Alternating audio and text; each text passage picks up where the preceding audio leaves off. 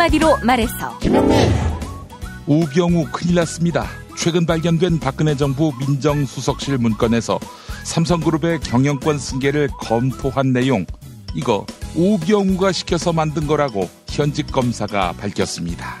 김용민의 뉴스 간장. 네, 오늘은 뒤늦게 발견돼서 논란이 되고 있는 원세훈 녹취록에 대해서 이야기를 해보겠습니다. 서초동 감식반장 김프로. 오늘은 25일 국무회의에서 발표된 문재인 정부의 새 정부 경제방향 중 사회안전망 분야에 대한 브리핑을 드리겠습니다. 이완배 기자의 경제의 속살. 오늘은 프란츠 카프카의 변신 읽어보겠습니다. 정선태 교수의 오늘을 읽는 책. 김용민 브리핑, 잠시 후 시작합니다.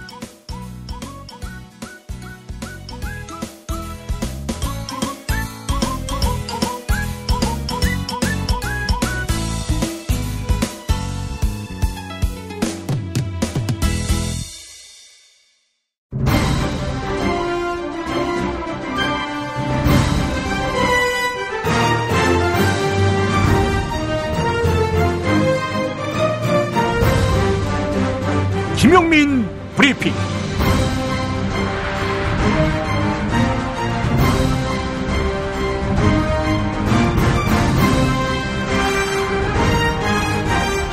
(2017년 7월 26일) 수요일입니다.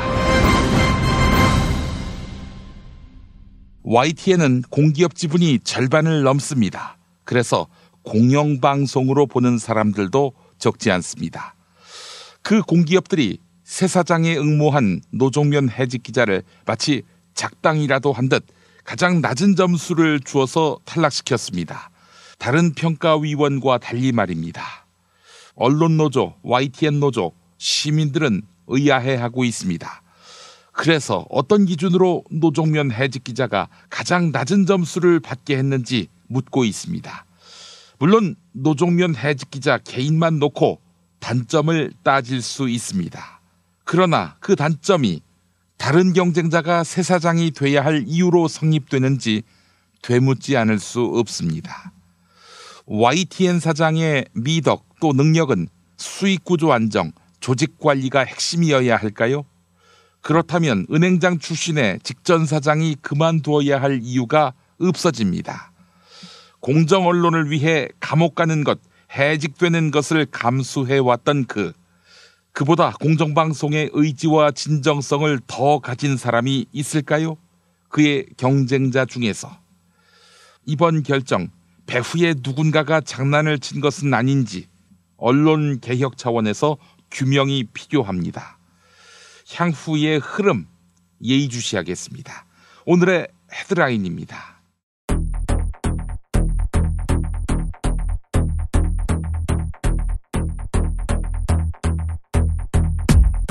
지난 5월에는 박근혜 전 대통령이 재판에 출석하는 첫 모습이 공개됐었죠.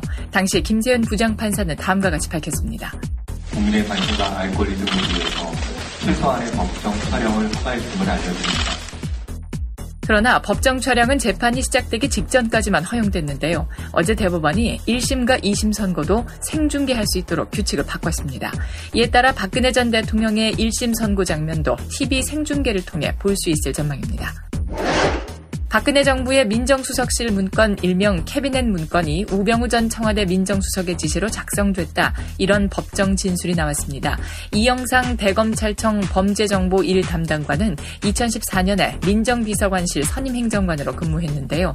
당시 우병우 민정수석의 지시로 삼성 관련 문건들이 작성했다. 이렇게 증언했습니다. 이에 따라 재판부는 오는 27일 우병우 전 민정수석을 증인 신문할 계획입니다. 원세훈 전 국가정보원장 녹취록에는 언론 통제와 선거 개입과 같은 국정원의 불법 행위들이 고스란히 담겨 있었습니다. 이에 더불어민주당은 원세훈 전 원장에 대한 처벌과 이를 지시한 윗선의 개입까지 철저하게 밝혀야 한다. 이렇게 주장했습니다. 또한 불법 행위의 배우로 이명박 전 대통령을 지목하며 검찰 조사가 필요하다. 이렇게 강조했습니다. 자유한국당 홍준표 대표가 홍석현 전 중앙일보 회장과 중앙일보 그리고 JTBC에 공개 사과했습니다. 지난달 18일 홍석현 전 회장을 향해 신문 갖다 바치고 조카 구속시키고 겨우 얻은 자리가 청와대 특보 자리다. 이렇게 비난한 데 대해 사과한 것인데요. 중앙일보와 JTBC 그리고 홍석현 전 회장은 홍준표 대표를 허위사실 적시에 의한 명예훼손죄로 고소한 상태입니다.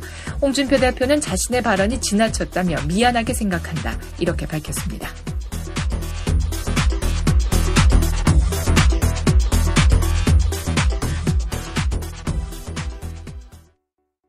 야, 너 홍어 판다 그랬지? 팔지. 근데 홍어가 진짜 그렇게 몸에 좋아? 아니 끝내준다니까. 우리 엄마 관절염인데? 홍어. 나 숙취는? 홍어. 마누라 다이어트는? 홍어. 큰이모 변비? 홍어. 작은형 소화불량은? 홍어. 여동생 피부? 홍어. 큰 누나 주름? 홍어. 명절 때 선물은? 홍어라니까. 근데 비싸지? 열라 싸고 열라 맛있는 홍어가 있다니까. 어디? 알싸한 홍어. 1599-6456.com 혹은 1599-6456 전화 주문도 가능합니다. 다이어트를 위한 꿀팁! 동결건조 채소와 곡물, 단백질, 그리고 효소와 비타민, 미네랄로 만든 다이어트 전용 그린 스무디로 하루 한두 끼만 바꿔 드세요. 비타샵 그린 스무디 다이어트 1522-6648 1522-6648 혹은 비타샵을 검색해주세요. 그거 알아? 박대리가 군뱅이를 먹는다며? 홍보팀 오과장도 군뱅이를 먹는다는데? 우리 회사 유명 애주가는 다 먹네? 군뱅이를 먹는 게 아닙니다. 술친굼을 먹는 겁니다. 한의사가 인정하는 간에 좋은 국산 군뱅이, 거기에 헛개, 강황, 울금까지 애주가들의 핫 아이템이 모두 들어갔습니다. 후기가 좋은 이유가 있습니다. 술친굼! 네이버에 술친굼을 검색하세요. 친구 술친굼.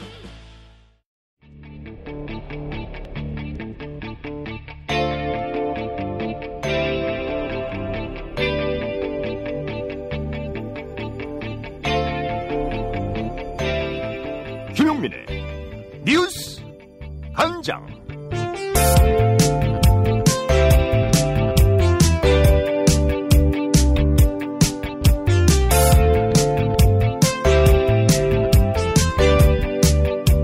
최근 발견된 박근혜 정부 민정수석실 문건에서는 삼성그룹의 경영권 승계를 검토한 내용이 포함됐지요. 그런데 이 문건이 우병우 전 민정수석의 지시로 작성됐다. 이런 현직 검사의 법정 증언이 나왔습니다. 어제 열린 삼성전자 이재용 부회장 공판에서 증인으로 출석한 이영상 검사의 증언입니다. 이영상 검사 2014년에 민정비서관실 선임행정관으로 근무했는데 당시 우병우 민정비서관의 지시로 삼성 관련 문건을 작성했다고 증언했습니다. 이에 재판부는 내일 우병우 전 수석에 대해 증인 신문할 예정입니다. 경향신문 보도였습니다. 원세훈 녹취록이 공개되면서 이명박 정부 때 국정원이 선거에 개입하고 언론을 통제하려 한 사실이 드러났지요. 이에 이명박 정부의 의혹이 다시 수면 위로 올랐습니다. 원세훈 전 원장, 아시다시피 서울시부터 이명박과 인연을 같이 해온 측근입니다. 원세훈 전 원장의 불법 행위들이 과연 이명박의 재가 없이 가능했겠는가? 이런 의혹이 제기됩니다. 원세훈 녹취록은 국정원의 적폐 청산 TF가 삭제된 파일을 복구해서 검찰에 넘겼는데 이를 두고 이명박 정부의 의혹을 겨누려는 문재인 정부의 의지가 반영된 것 아니냐 하는 해석이 나옵니다. 네, 그 의지 환영합니다. 경향신문 보도였습니다. 지난 2015년 국가정보원 직원이었던 임모 과장이 마티즈에서 숨진 채 발견됐지요. 유가족들은 타살 의혹을 제기했는데요. 전직 국정원 직원 김상욱 씨는 마티즈 사건과 비슷한 사건이 있다. 이렇게 주장했습니다. 바로 지난 2014년 유우성 씨 간첩 증거 조작 사건과 관련된 국정원 직원의 자살 기도 사건입니다. 자, 당시에는 자살 시도에 그쳤지요. 김상욱 씨는 임모 과장이 자살 시도로 국면을 전환하려다, 즉 자살이 아니라 자살 시도로 국면을 전환하려다 일이 커진 것이다. 이렇게 추정했습니다. TBS 라디오 김어준의 뉴스공장 들어보시겠습니다.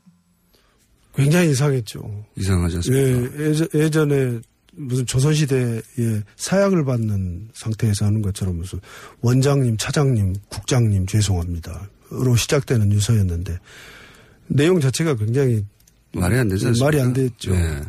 아니면 국정원에 대한 충성도가 너무 높아서 그렇다고 치더라도 가족과 마지막 헤어진 데 딸에게 뭐 이쁘게 뭐 잘해야 돼 하면서 하트 막 그려서 이건 아니지 않습니까? 저는 이제 그렇게 안 해봐서 잘 모르겠는데요. 네. 그와 유사한 그런 유서가 그 전에 있었어요. 국정원 직원 유서가. 네. 2014년 3월에 서울시 공무원 유우성 간첩 사건 때문에 증거 조작 혐의를 받고 있던 권 과장. 권 과장. 자살 기도를 했는데 똑같은 방식으로 자살 기도를 똑같은 했죠. 방식이었고 편지 내용도 원장님 대공 수사를 훌륭하게 하지 못해 죄송합니다. 네. 당시 원장이 남재준이거든요. 네. 그래서 그 유서와 이제 그때는 구체적인 유서 내용이 완전히 공개되지는 않고 9장 분량을 남겼다라고 했었어요. 근데 결국 그게 자살을 하려고 한 건가? 라는 의혹을 불러일으켰었는데. 실제 당시에 이게 자살 시도가 아니라 자살극 아니었냐. 그렇죠. 이런 얘기 많았어요. 왜냐면은, 유호성 씨 당시 이제 국정원이 서울시 직원을 간첩으로 조작한 사건이잖아요. 근데 그 중에 이 권 과장은 중국의 출입국 기록을 조작했던 그런 직원이었는데 그게 문제가 되자 본인이 자살을 시도하다가 발견된 걸로 해서 빠져나갔죠. 국면에서. 그렇죠. 그래가지고 단기 기억 상실증으로 그 부분만 기억이 나지 않는다. 그렇게 얘기하고 빠져나갔죠. 빠져나갔는데 시한부 기소 중지를 했었던 사안이에요. 그래서 사건이 흐지부지 돼버렸어요. 사람이 자살하다가 이렇게 됐는데 그러면서 기억 안 난다는데 가스 마시고 코웃음을 쳤지만 뭐 어떻게 합니까? 그렇죠. 그렇게 흐지부지 됐는데 그 사건의 복제판 비슷하다. 저는 자살한 임 과장에게는 참 고인에게는 죄송한 얘기지만 앞으로 그런 일이 다시 발생해서는 안 되겠다는 면에서 명백하게 규명돼야 된다. 이건 권 과장 사건을 벤치마킹한 거 아닌가라는 생각을 처음부터 했었거든요. 그러다가 중간에 무슨 사고가 난 겁니까? 벤치마킹 하다가 그러니까 지금 한간에서 떠들고 있는 타살은 조금 너무 음모론적이고 그리고 국정원 직원들 댓글 사건에서 보셨잖아요. 그렇게 치밀하지 못해요. 누가 책임지고 죽이고 그럴 수 없는 것이고 그래서 아마 권 과장 사건을 벤치마킹해서 자살극을 벌리고 그다음에 이렇게 된 국회나 검찰의 조사에서는 단기 기억 상실증으로 가려고 했던 것이 사고로 이어진 것이 아닌가. 그렇기 때문에 임 과장 고인이 된 임 과장의 부인은 그 부친과는 달리 그 종이도 그거고 자기 남편의 필체가 맞고 이런 얘기를 하거든요. 실제로 기도는 했다. 근데 그 기도가 무슨 일이 중간에 있었는지 모르겠지만 그쳐야 되는데 제 생각에 아마 창문을 조금 열고 닫고 하는 과정이 잘못되지 않았을까. 그러니까 한 번도 안 해본 일이잖아요, 서로. 국민의당 이현주 의원 발언이 또다시 도마 위에 올랐습니다. 알바비를 떼어도 고발하지 않는 것이 공동체 의식이다. 이렇게 발언했기 때문입니다. 노동관, 아니란 수준을 넘어서 노동 환경을 훼손하고 있다. 이런 비판을 받고 있는데요. 국민의당 원내대책회의에서 있었던 발언 들어보시죠.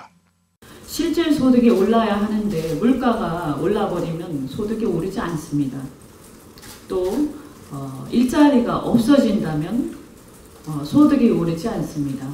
그래서 우리가 이런 소득주도 성장론을 적용을 할 때는 공동체에 대한 생각을 함께 해야 된다. 내 소득만 오를 것이다. 이렇게 생각하면 안 되고 저도 아르바이트 한 적이 있습니다만 월급을 떼인 적도 있습니다. 사장님이 망해서요. 그런데 사장님이 같이 살아야 저도 산다 이런 생각에서 떼었지만 노동청에 고발하지 않았습니다. 우리 사회에 이런 어떤 공동체 의식이 같이 함께 살아야 된다. 이런 게 좀 필요한 때가 아닌가 이런 생각을 하게 됩니다. 이 소득주도 성장, 최저임금의 어떤 기반이 되고 있는 이론인데 아직까지 입증되지 못한 그런 이론입니다. 이런 실험을 너무 많이 나가서 했을 때 우리 한국 경제가 완전히 퇴보되고 나서 다시 돌이킬 수 없다. 이것을 유념을 해주시기 바라고, 혹시 우리가 겉은 멋있지만 뜨지 않고 있는 비행기를 만들고 있는 게 아닌가 이런 걱정을 합니다. 정부에서는, 대통령과 정부에서는 이 문제를 정말 심각하게 대한민국 경제를 함께 걱정하는 마음에서 다시 한번 원점에서 검토해 봐야 된다. 이렇게 생각을 합니다. LG화학 사측에서 노동조합에 대한 불법 도청 시도가 있었습니다. LG화학 노동조합은 13년 연속 무분규 타결을 이루어내기도 했는데요. LG화학 장필상 노조위원장은 그 이면에 도청과 같은 사측의 강력한 통제가 있었다. 이렇게 주장했습니다. 기자회견 들어보시죠. 지난 7월 20일 목요일 LG생명과학 익산공장에서 발생한 회사 측의 불법 추청이 이루어진 그 다음날 7월 21일 금요일에 본부조합과 청주지부는 오창공장에서 익산지부와 생명과학 지회는 각각 현장에서 확대 간부회의를 통해 현재의 사항을 공유하였고 투쟁을 결의하였습니다. 이에 7월 24일 월요일부터 어제입니다. 어제부터 투쟁 지침으로 전 간부들 투쟁기를 착용하였고 이후 기자회견과 고소고발을 하기로 결정하였습니다. 지난 학대 간부 결의대의 결정사항에 근거하여 하선노조와 LG화학 노동조합은 공동 명의로 LG화학 대표이사 그리고 LG화학 오창 주재임원 그리고 HR 담당을 고소하였으며 조사 과정에서 추가로 관련자들에 대한 고소를 진행할 예정입니다. 자유한국당이 담배세를 내리는 법안을 발의하겠다. 이렇게 밝혔습니다. 일각에서는 이에 대해 세금 수입을 줄여서 현 문재인 정부를 곤란하게 만들려는 의도다. 이렇게 분석하기도 했는데요. 더불어민주당 김태년 의원은 지난 정부에서 서민 증세한 것에 대해 석고대죄부터 하라. 이렇게 일갈했습니다. TBS 라디오 색다른 시선 김종배입니다. 들어보시겠습니다.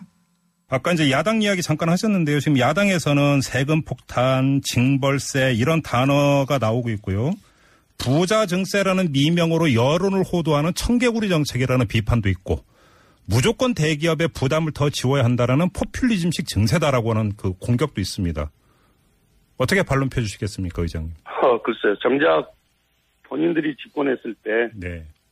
부자 감세하고 법인세 낮추고 했는데 네. 그게 투자로 이어지지 않았지 않습니까? 예예. 핵심적으로 그게 이제 이른바 낙수 효과라 그래서 법인세 낮춰주고 세금 깎아주면은 투자를 많이 하게 될 거고 그러면서 일자리도 많이 늘어나고 경제는 활성화될 거다 이런 논리를 가지고 밀어붙였던 건데 전혀 효과가 없었지 않습니까? 네네. 그러면서 세수가 부족해지니까 이른바 서민증세, 담배값이나 인상하고 그랬었거든요. 네. 그래서 야당에서 그렇게 공격하는 것은 아마 자신을 조금 냉정하게 돌아보고 본인들이 그 경영했던 그 기간, 국가를 경영했던 그 기간의 경제가 어떠했는지를 한번 냉정하게 한번 살펴보고 비판하셨으면 좋겠다 이런 말씀을 드리고 싶네요.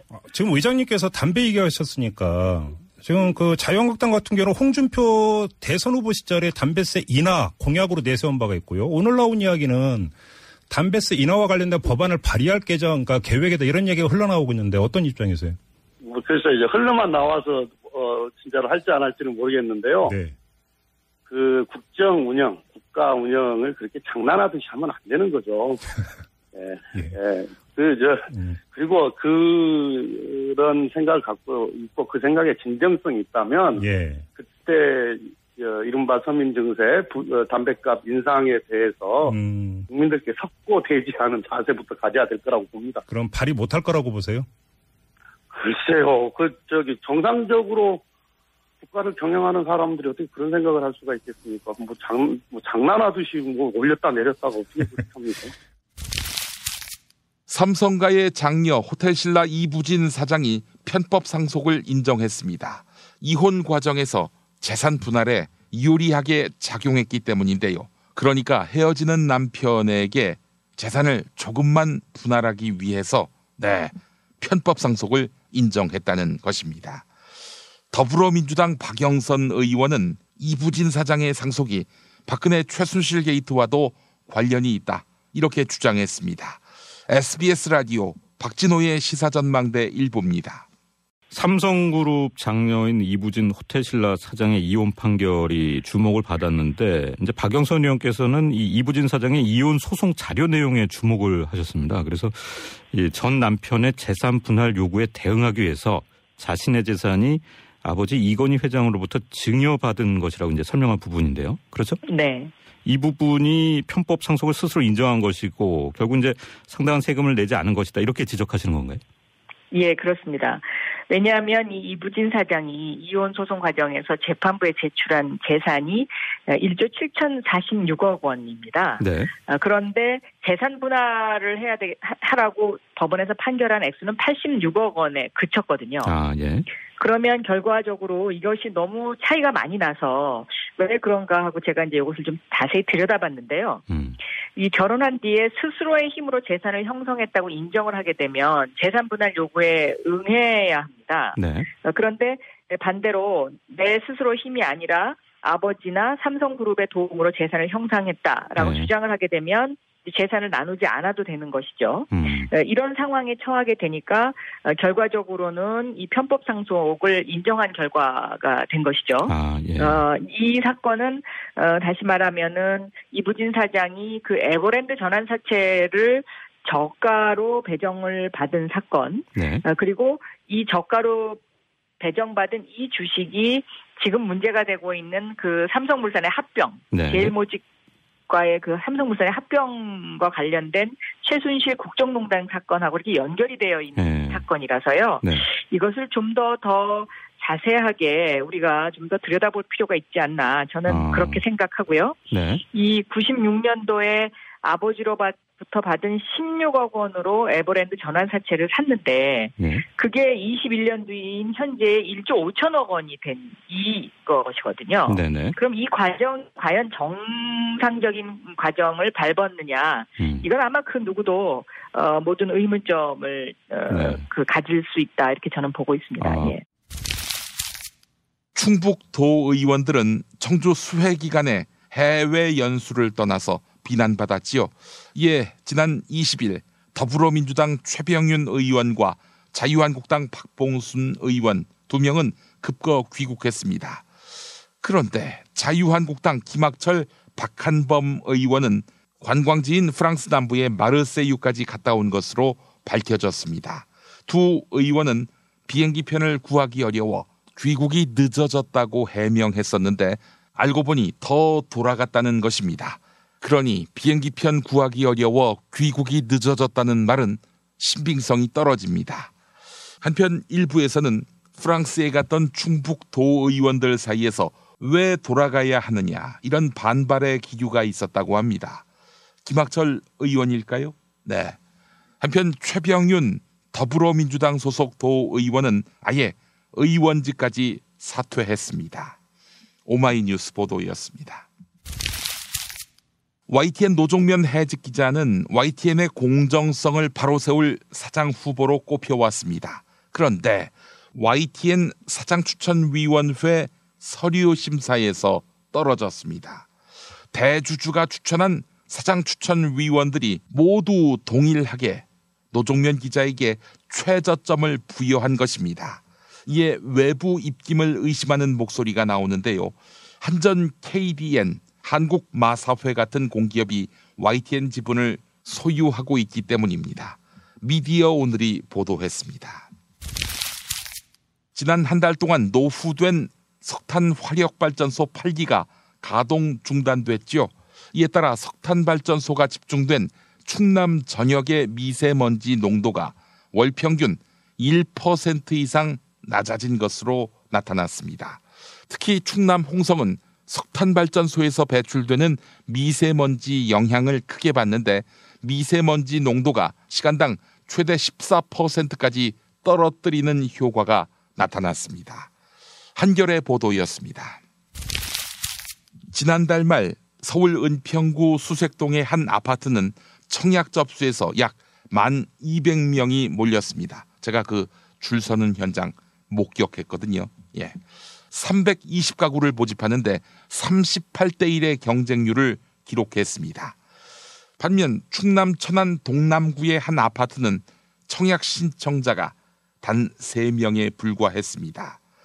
이렇게 지역별로 분양시장 양극화 현상이 더욱 뚜렷해지고 있는 것입니다. 지방 아파트 값의 하락은 미분양으로 이어지고 또다시 지방 집값 하락의 원인이 되는 악순환이 반복되고 있습니다. 한국일보가 보도했습니다. 정부가 사학 개혁을 본격 추진할 방침입니다. 비리를 저지른 사학 운영진을 완전히 퇴출시키는 방안이 마련되는데 이에 따라 교육부 소속 사학분쟁조정위원회의 권한이 크게 축소될 전망입니다. 사학분쟁조정위원회의 사학정상화 심의원칙을 개정하고 이를 법제화하는 것인데 사학정상화 심의원칙에는 문제가 된 옛 재단에 이사 추천권을 부여하는 내용이 포함되어 있기 때문입니다. 실제로 1993년 김문기 전 상지대 총장은 문민정부 사학비리 1호로 퇴진했는데 사학정상화 심의원칙에 따라 김문기 총장 측이 과반수 이사를 선임했고 2014년 총장으로 복귀했었습니다. 한겨레 보도였습니다. 미국의 한 IT 정보기술 회사가 직원 몸속에 칩을 심어서 각종 업무를 관리하기로 했습니다. 엄지와 검지 사이에 쌀알 만한 크기의 칩을 심는 것인데 통증이 전혀 없다고 합니다. 미국 IT 기업 3스퀘어 마켓은 GPS 기능이 없고 데이터가 암호화돼서 사생활 침해 논란에서 자유롭다 이렇게 주장했습니다. 하지만 빅브라더 논란은 피하기 어려울 것 같습니다. 정보통신기술로 사람을 감시하는 빅브라더. 영국 공영방송 BBC는 절반은 인간, 절반은 신용카드가 된 우리 현실은 디스토피아의 악몽으로 느껴진다. 이렇게 표현했습니다. 한겨레 보도였습니다. KT가 인공지능 콜센터 기술을 선보였습니다. 악성 고객을 상대하는 인공지능 기술이 개발된 것인데 콜센터 상담원에게 욕설과 폭언을 하는 진상 고객들 정말 많지요. 인공지능이 고객의 욕설을 인식하면 자동으로 텍스트 기반 상담으로 넘어가는 기술이 개발된 것입니다. 또는 욕설 고객을 전문적으로 다루는 상담사에게 자동으로 연결될 수도 있는데 SK텔레콤도 음성 인식을 콜센터에 활용하는 방안을 검토하고 있다고 합니다. 경향신문이 보도했습니다.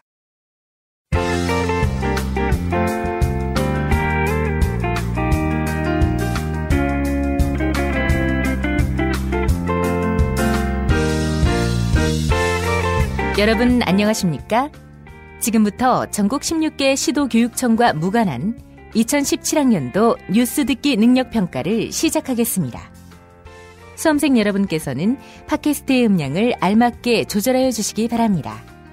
모든 문제는 한 번씩만 들려드리니 잘 듣고 지시에 따라 물음에 답하시기 바랍니다. 이제 시작하겠습니다. 박씨 축하해. 드디어 재판을 생중계하기로 결정했네. 이것들이 끝내 나를 염치고 관에 넣기로 작정했구만. 응? 내가 순순히 들어가는지 두고 봐. 박씨, 이 소식을 알고 있었나? 당연하지. 변호사가 휴대폰으로 보여주었거든. 법정에서 피고인은 휴대전화를 쓸 수 없도록 돼 있는데, 하여간 그런 규칙이 있거나 말거나 그냥 멋대로 썼구만. 왜냐? 나는 규제 혁파가 내 소신이거든. 규제 혁파를 할 거면 대통령으로 있을 때 아예 구치소에서도 휴대전화를 쓸 수 있도록 법을 바꿔놓지 그랬어. 글쎄 말이야. 구치소에 미용사도 들어와서 올림머리 만들어 주어도 되고, 피고인이 원하면 케이블 TV도 달아서 텔레비전 시청할 수 있게 해주고, 우유주사, 마늘주사도 반입하게 해주고, 또 옆방 수감자하고 노닥거릴 수 있게 하고, 차은택이도 수시로 드나들 수 있게 하고, 또 매일 변기를 교체해주고, 이 벽을 거울로 만들어주고. 그러면 청와대나 여기나 별 차이가 없어지겠지? 그러니까 형량 세게 때릴 거면 구치소에 차유를 달라고. 차유를. 그니까 촛불 집회 시기에 해외로 튀지 그랬어. 밖에다가 묻어둔 돈도 많겠다. 왜 끝까지 탄핵 심판 받다가 이 꼴을 당하느냐 이 말. 왜냐고? 탄핵이 기각될 줄 알았거든. 하여간 구치소 규칙을 바꿔서 만나고 싶은 사람 딱 한 사람 만나게 허용해 준다면은 2017년 올해 내 운수가 좋다고 이야기하던 점쟁이 찾아가려고. 그리고 이 개새끼 아구창을 날려버리게. 이 씨발, 당신 앞에서 당신 운세 나쁘다고 말하다가 무슨 봉변을 당하려고. 이런 봉변을 말하는 거였지, 이 씹새끼야. 문제나 내지, 응? 문제 드리겠습니다. 자금난에 시달리던 카페 창업의 귀재 강훈 KH 컴퍼니 대표가 숨진 채로 발견됐어요. 고인의 명복을 빕니다만 고인이 창업한 카페로 아닌 것을 고르면 좋겠는데, 박씨, 아닌 게 뭔지 아나? 알지? 1번 할리스 커피, 2번 커피 스미스, 3번 카페 베네, 4번 망고 식스, 5번 주스 식스.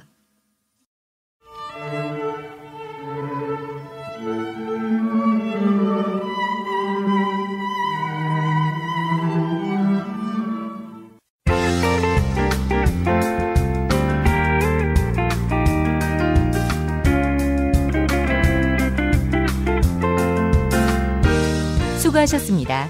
이상으로 전국 16개 시도교육청과 무관한 2017학년도 뉴스 듣기 능력평가를 모두 마치겠습니다. 수험생 여러분은 이메일 주소와 정답, 사연을 적어 팟빵 게시판에 올려주시기 바랍니다. 당첨자는 2부 마지막 순서에서 발표하겠습니다. 뉴스 듣기 능력평가를 마칩니다. 골반 잡자 바로 잡자 바디로직, 허리 통증 바로 잡자 바디로직. 2017년 쿨 썸머 바디로직 라이트 출시. 통기성이 좋아 땀 걱정 없이 한여름에도 쾌적하게. 입은 듯 안 입은 듯 가벼움의 신축성은 그대로. 자세가 좋아지는 골반 교정 타이즈 바디로직. 검색창에 골반 교정 바디로직 라이트. 유산균은 똥만 잘 싸게 해주는 게 아니야. 면역력을 높여준다고. 그런데 아무 유산균이나 사 먹으면 되겠어? KOA팜의 시크릿 프로바이오틱스를 먹어봐. 시크릿 프로바이오틱스? 하루 한 알만 먹으면 프리미엄 생균 100억마리가 내 몸 안에 들어오는 거야. 후덜덜 100억마리? 빨리 먹어봐야지. 네이버에서 KOA팜을 검색하시거나 EJ몰에서 찾아주세요. 문의 전화는 010-5220-7924. 스피드 퀴즈입니다. 돌잔치, 칠순잔치, 가게 홍보, 체육대회, 창사기념일. 정답, 기념품. 문제를 끝까지 들으셔야죠. 이럴 때 사용하는 판촉물이나 기념품, 답례품, 단체 선물 등을 취급하는 전문업체로서 국민을 위해 제대로 일하는 언론과 정당에 후원을 하는 판촉물 전문업체는 어디일까요? 정답, 네피알. 네? 어디라고요? 네피알. 네, 정답입니다. 판촉물이나 단체 선물이 필요할 때 이왕이면 우리 편 회사 네피알을 찾아주세요. 인터넷 검색창에 네피아를 치시거나 032-519-4800으로 전화주시면 친절하게 상담해드립니다. 그런데 상품은 뭔가요? 네피아를 가서 고르세요. 3만 가지가 넘는 물품이 있어요. 서초동 감식반장 김프로.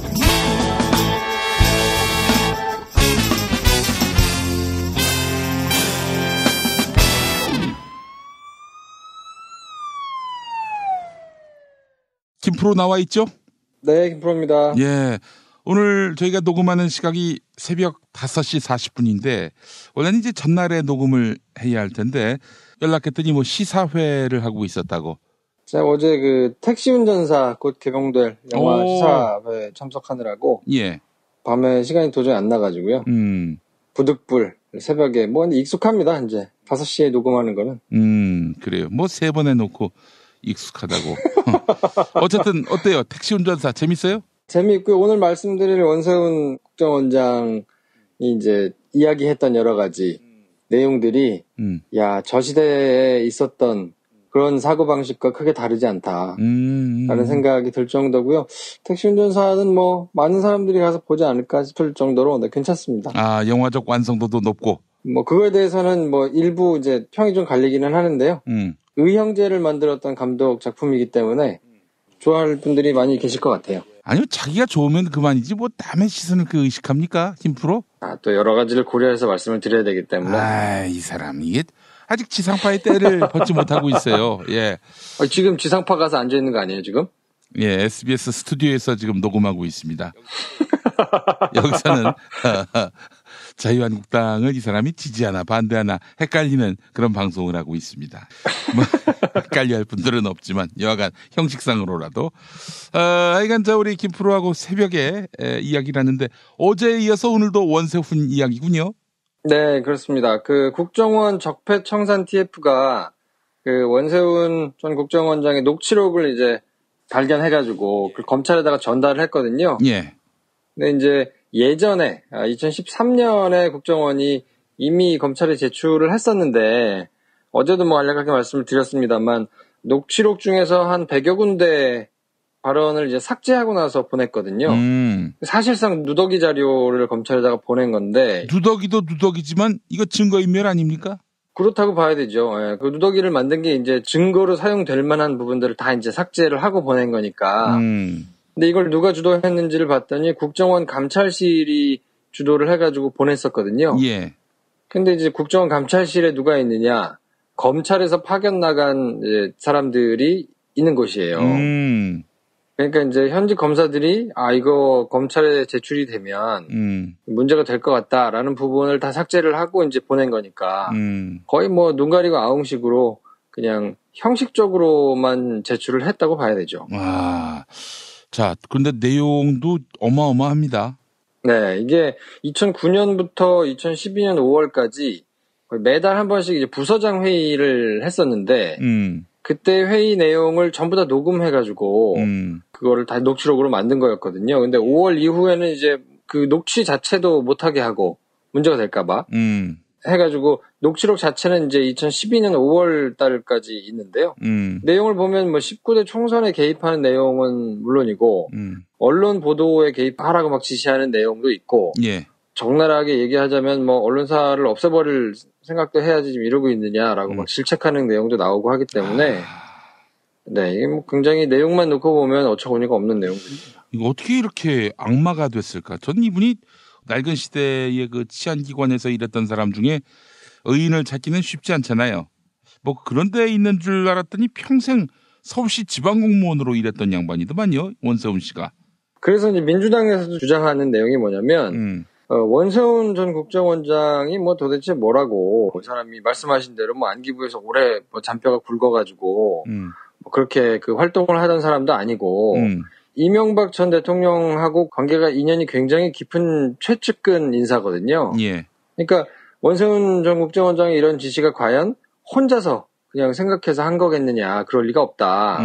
MB의 재가가 없이 단독으로 이렇게 했을 리가 없고 이런 모든 일련의 행동들이 MB의 지시, 뭐 MB와의 상의 하에 이루어졌을 가능성이 높기 때문에 이 부분에 대해서 수사를 해야 된다라고 지금 목소리를 높이고 있거든요. 예. 뭐 상당 부분 일리가 있는 내용이고 그래서 시간이 조금 지나기는 했습니다만 MB와의 관계 그리고 윗선에서 뭔가 이렇게 개입이 있었는지 여부도 수사 대상에 포함될 가능성이 굉장히 높아졌습니다. 예, 그 원세훈 위가 바로 이명박 아니에요, 이명박. 네. 이명박이 시켰을 것 같고 느낌에. 상식적으로 봐서 다 그렇게 보겠죠. 왜냐하면 국정원장이 대통령을 독대하던 거를 참여정부 때 노무현 전 대통령이 없앴거든요.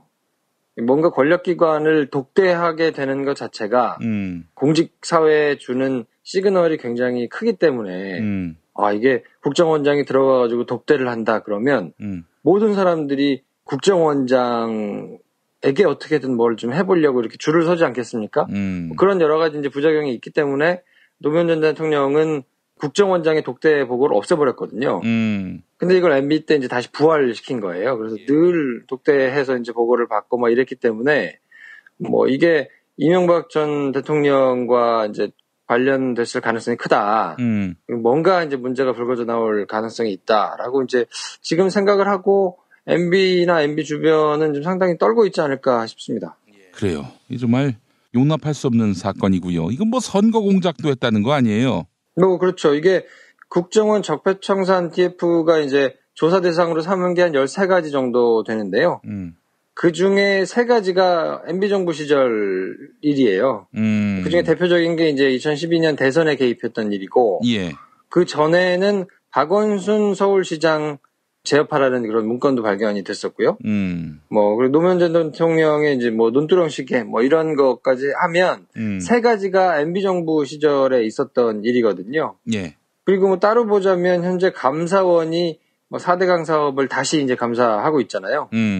그리고 청와대 국가안보실 캐비넷에서 발견된 문건 중에 보면 롯데 월드타워 인허가 관련된 내용이 또 포함이 돼 있거든요. 총체적으로 막 여기저기서 이제 막 쏟아져 나오는 국면이기 때문에 뭐 자연스럽게 4대강이라든지 방산비리라든지 뭐 자원외교 비리라든지 이런 게 검찰에서 이제 조사가 이루어지지 않겠느냐라고 사람들이 이제 전망을 하고 있고 뭐 그렇게 될 가능성이 굉장히 높다고 보여집니다. 그러니까 이제 당장 야당에서는 이거는 정치 보복이다.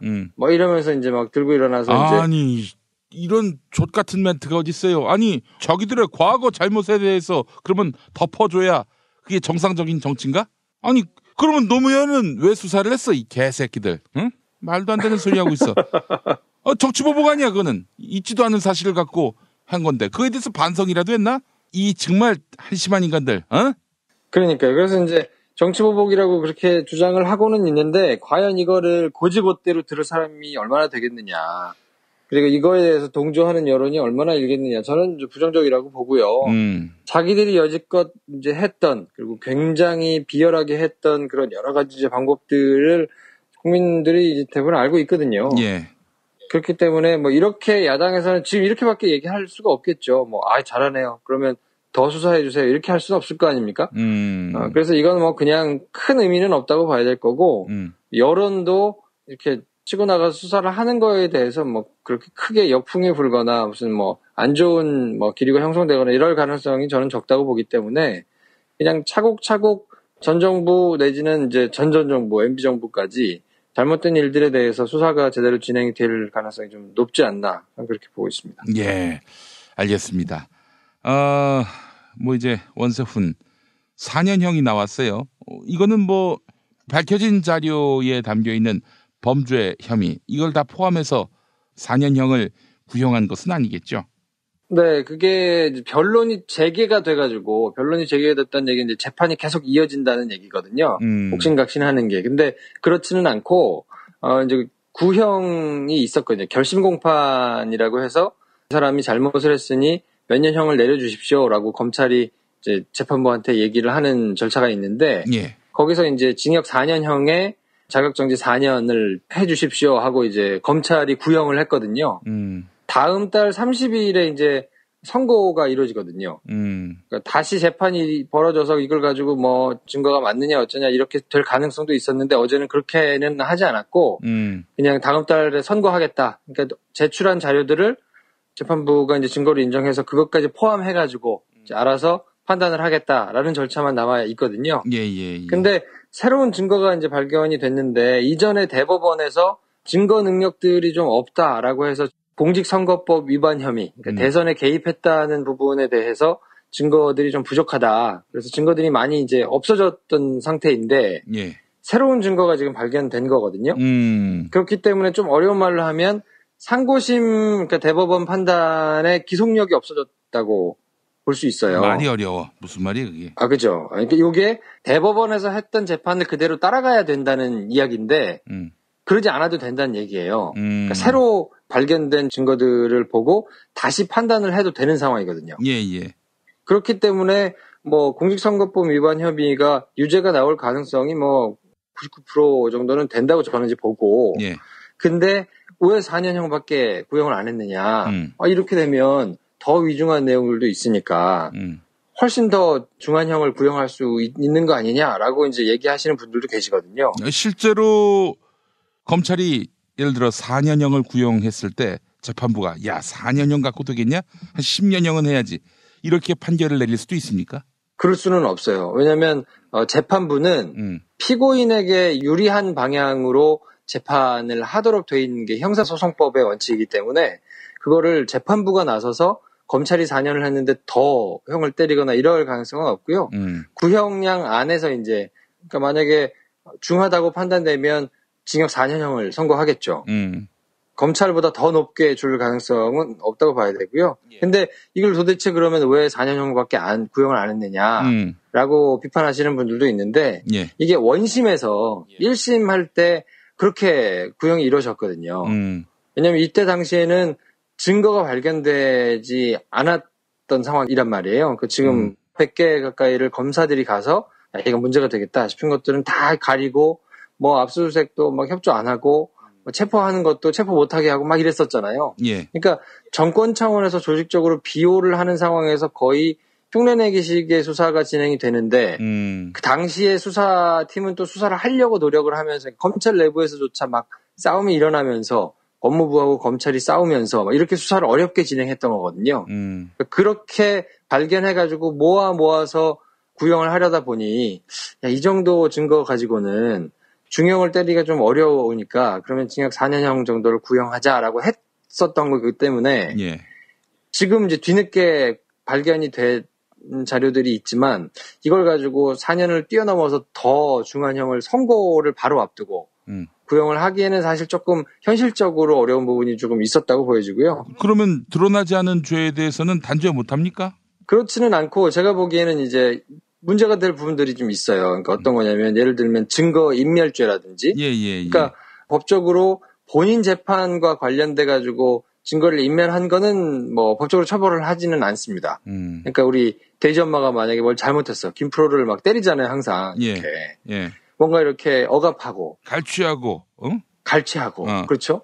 이런 부분에 대해서 이제 검찰이 수사를 들어갔는데 막 없앤단 말이에요. 녹음 파일도 지우고 막 이제 이렇게 하는 거에 대해서는 법적으로 처벌할 수가 없어요. 왜냐하면 본인한테 유리하도록 하는 행위에 대해서까지 처벌을 할 수는 없거든요.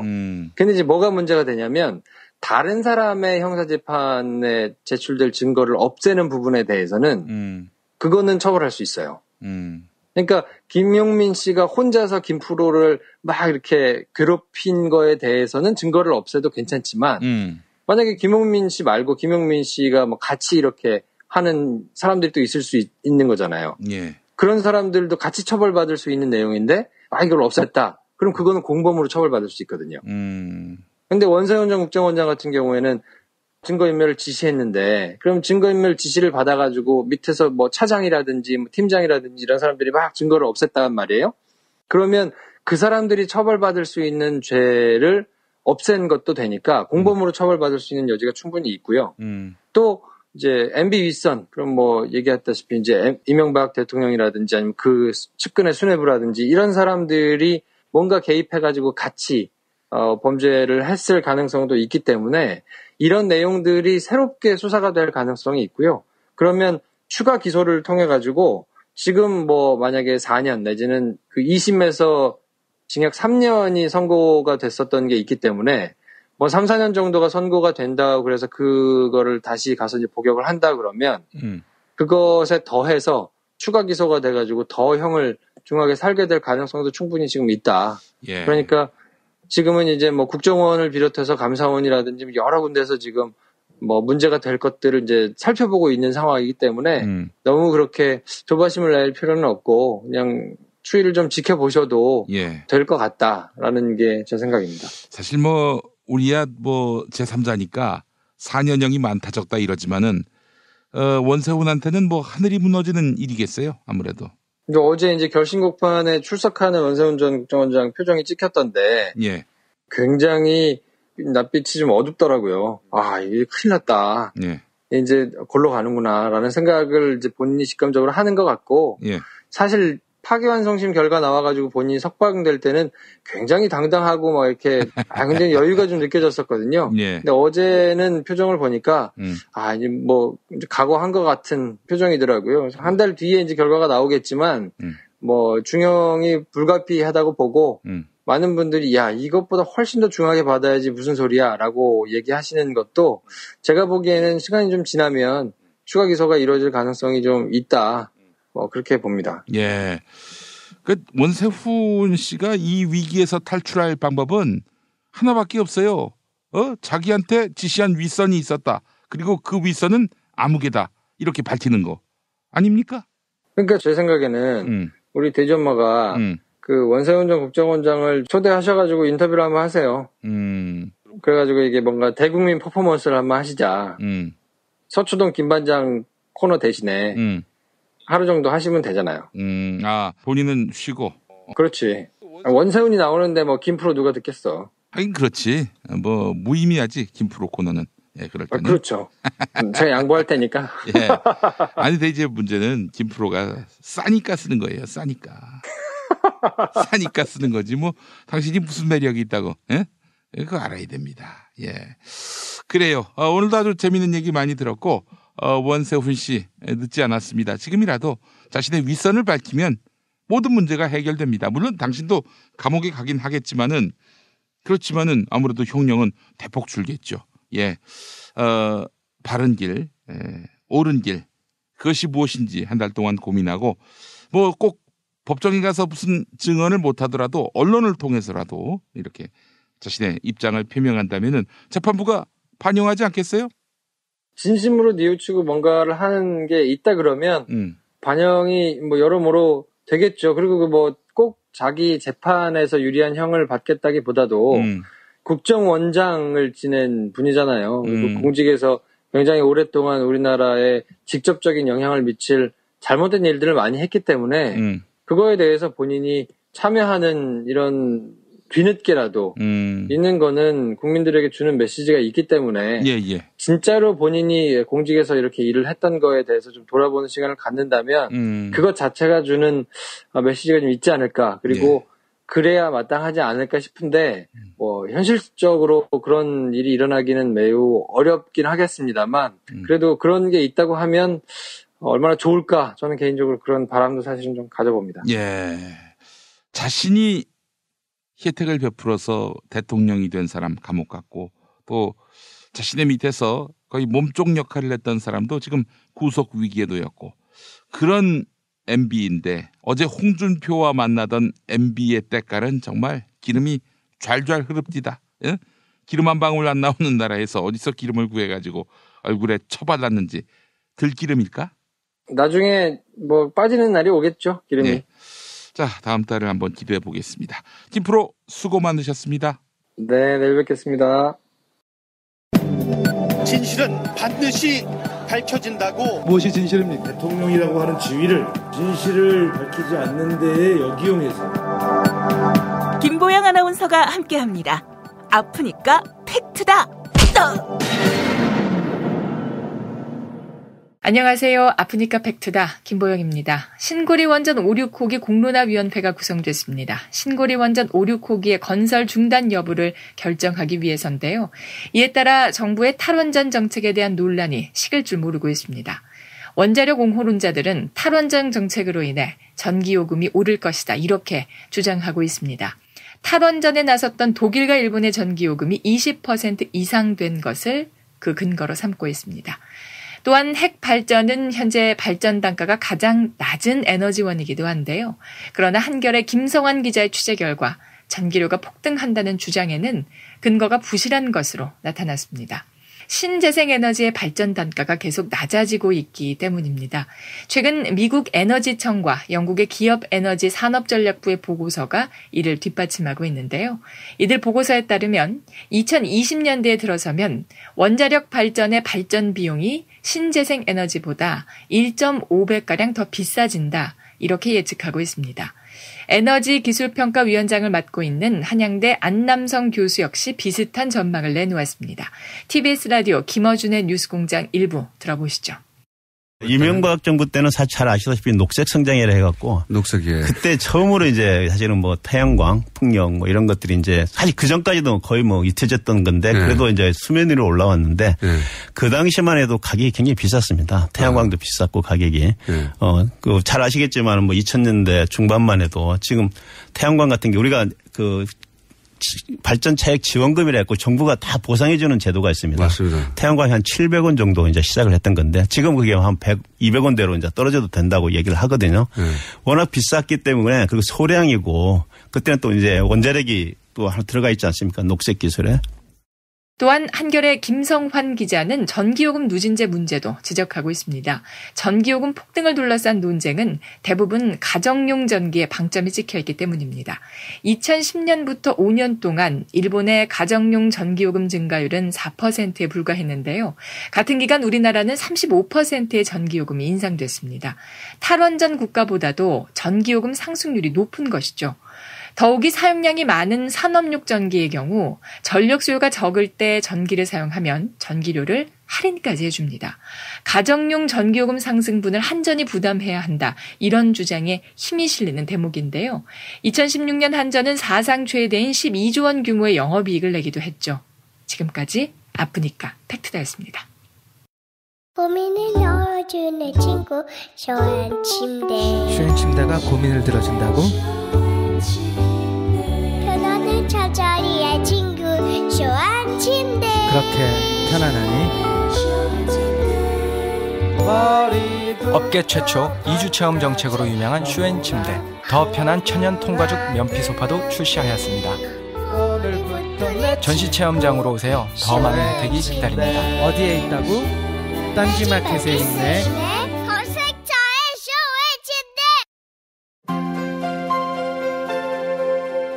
이주노동 희망센터 이사 권영국 변호사입니다.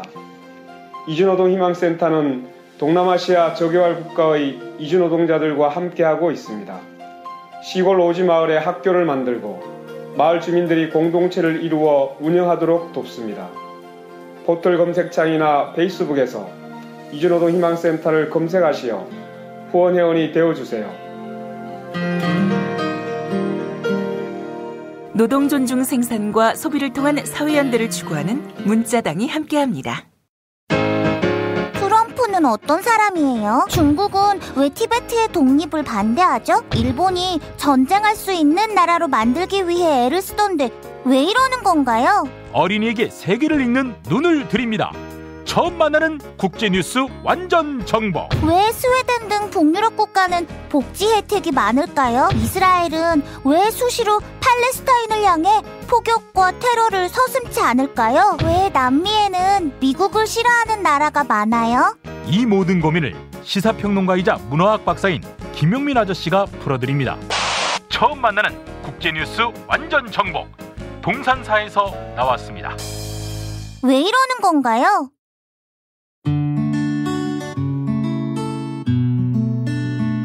당신과 내가 좋은 나라에서 그 정의로운 나라 그곳에 산다면 난 그냥 좋아서 웃기만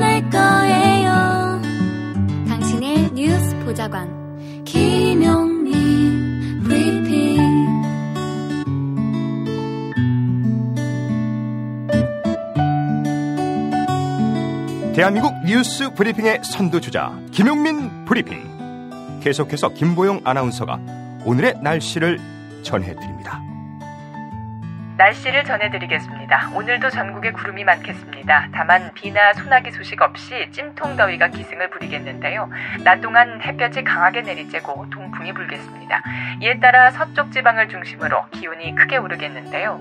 낮 기온은 서울 33도, 광주 34도, 대구 32도로 예상됩니다. 제주 지역은 낮까지 5에서 40mm 안팎의 비가 내리겠습니다. 여기는 대한민국 브리핑 1번지 김용민 브리핑입니다.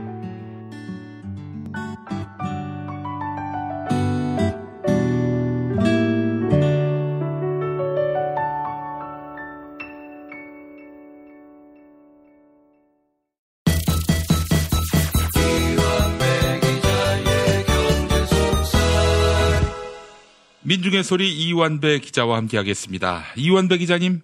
네, 안녕하십니까. 예, 무척 더운 날씨인데 건강하십니까? 너무 덥습니다. 예. 특히 어제는 제가 견디기 힘들 정도로. 예, 정말로요. 네, 너무 더웠습니다. 이 나라를 떠나야 하는 거 아닌가 하는 그 생각이 들 정도인데. 이제 김용민 브리핑을 글로벌로 하시는 건가요? 미주지사도 만들고. 네. 예. 미주지사 필요 없고요. 핀란드 지사 이런데, 혹은 북극에 가서, 이렇게, 아예 북극 방송을 하든지. 네. 정말 참, 견디기 힘든 세월을 보내고 있습니다. 네, 정말 더웠습니다. 제가 94년에 제대를 했는데, 그 해가 진짜 더웠거든요. 기록적으로 더웠던 해였던 기억이 나는데, 그때 생각날 정도로 덥더라고요, 어제. 네. 예, 정말 이 더운 날씨에, 우리 같이 젊은 사람들은 견딜만 하죠. 이민 가야 한다 이런 말도 다 농담이긴 한데, 홀로 사시는 어르신들 생각하면은, 이거 참 어떻게 감당이 되실까 하는 생각도 들고 말입니다. 네, 예. 네, 걱정되는 일인데 그래서 사회안전망 확충이 굉장히 중요하고요. 네. 사실은 오늘 노인 사회안전망 이야기는 아니지만 오늘 고른 주제도 어제죠. 25일 발표된 새 정부 경제 방향 중에 사회안전망 분야를 좀 뽑아서 그 분야에 대해서 이야기를 드리려고 합니다. 예. 이 방안은 말씀드렸던 대로 국무회의 장소에서 발표가 됐고요. 주요 내용을 보면 역시 예상대로 소득주도 성장, 그리고 사람, 가계를 중심으로 하는 다양한 경제정책으로 내용이 채워져 있습니다. 그리고 우리나라가 이제 굉장히 소득 분배가 불평등하게 돼 있는 나라인데 이 불평등 정도를 경제협력개발기구 OECD 평균 수준으로 맞춘다는 목표를 세웠어요. 그런데 굉장히 현실적이고 적절해 보입니다. 물론 궁극적으로 우리가 불평등 정도를 OECD 평균을 넘어서면 더 좋죠. 더 나은 복지국가, 더 평등한 국가가 되면 좋은데 현실이 지금 우리나라가 소득 불평등 정도가 OECD 뒤에서 4, 5등 하고 있으니까요. 일단 이제 평균은 하자는 목표를 설정한 것 같습니다. 그리고 총평을 하자면 제가 무엇보다도 좀 듣기가 좋았던 건 경제 성장률 목표가 몇 %? 이런 이야기가 없으니까 좀 살 것 같더라고요. 네. 그게 빠졌군요. 어쩐지 뭔가 좀 화장실에서 그냥 나온 것 같은 느낌이 들었었는데. 저는 그게 없으니까 알터니가 빠진 것 같았어요. 그렇습니까? 네. 우리가 워낙 오랫동안 성장거리고 살아서 좀 어색하게 느껴질 수도 있을 것 같습니다. 네. 그런데 우리나라가 지금 재화나 서비스가 부족한 나라가 아니지 않습니까? 예. 그러니까 성장률을 목표로 삼으면 무리를 하게 돼요. 그래서 성장거리는 것에 반드시 따라 나오는 말이 수출거리는 거고, 그러다 보면 수출 원가 경쟁력 갖춰야 된다면서 또 노동자들 임금 깎아야 되고요. 이 악순환으로 우리가 9년을 살아본 겁니다. 그래서 우리가 경제정책 목표를 짤 때 이제는 기준을 정말 좀 제대로 잡아야 되는데, 이번 정부는 성장률 목표 몇 %? 이런 게 아니고 목표 자체가 소득 분배를 OECD 평균 수준으로 옮기겠다 이렇게 잡으니까 제가 마음이 굉장히 좀 많이 편해졌습니다. 그래야 되는 겁니다. 경제라는 건요. 사람을 살게 하는 게 경제지 성장률 높이겠다고 사람 보고 죽으라고 하면 그건 목표가 아닌 거죠. 여러 정책들이 발표됐는데 대부분 문재인 대통령이 후보 시절 내세웠던 사람 중심 경제가 주축을 이루고 있고요. 흠잡을 곳이 없습니다. 이제 문제는 실행이 얼마나 잘 되느냐, 보수 쪽의 반발을 어떻게 잠재우면서 이 불평등한 국가의 평등 정도를 OECD 평균 정도로만이라도 올릴 수 있느냐, 이게 관건이 될 것 같아요. 그러니까 설계도는 잘 짜여졌으니까 실행을 잘하는 문제만 남아있다고 보면 되겠습니다. 예. 오늘 제가 집중적으로 살펴볼 부분은 사회안전망 분야고요. 그리고 특히 실업자들에 대한 사회안전망 분야를 살펴보려고 합니다. 이번 발표된 새 정부 경제 방향에서 사회안전망 확충 부분이 굉장히 중요한 파트로 자리를 잡았던데요. 예. 내년부터 실업급여 지급액을 늘리겠다는 부분이 나와 있습니다. 그러니까 직장을 그만두기 전에 현재는 평균 임금 한 50% 수준인데 이 액수를 60% 수준으로 높이고요. 지급하는 기간도 현행 90일에서 한 240일인데 이걸 120에서 270일, 하한선, 상한선 다 30일 정도를 늘렸습니다. 그리고 65세 이상 노인층, 특수 형태 근로종사자 이런 분들도 실업급여에 가입할 수 있게 허용이 되고요.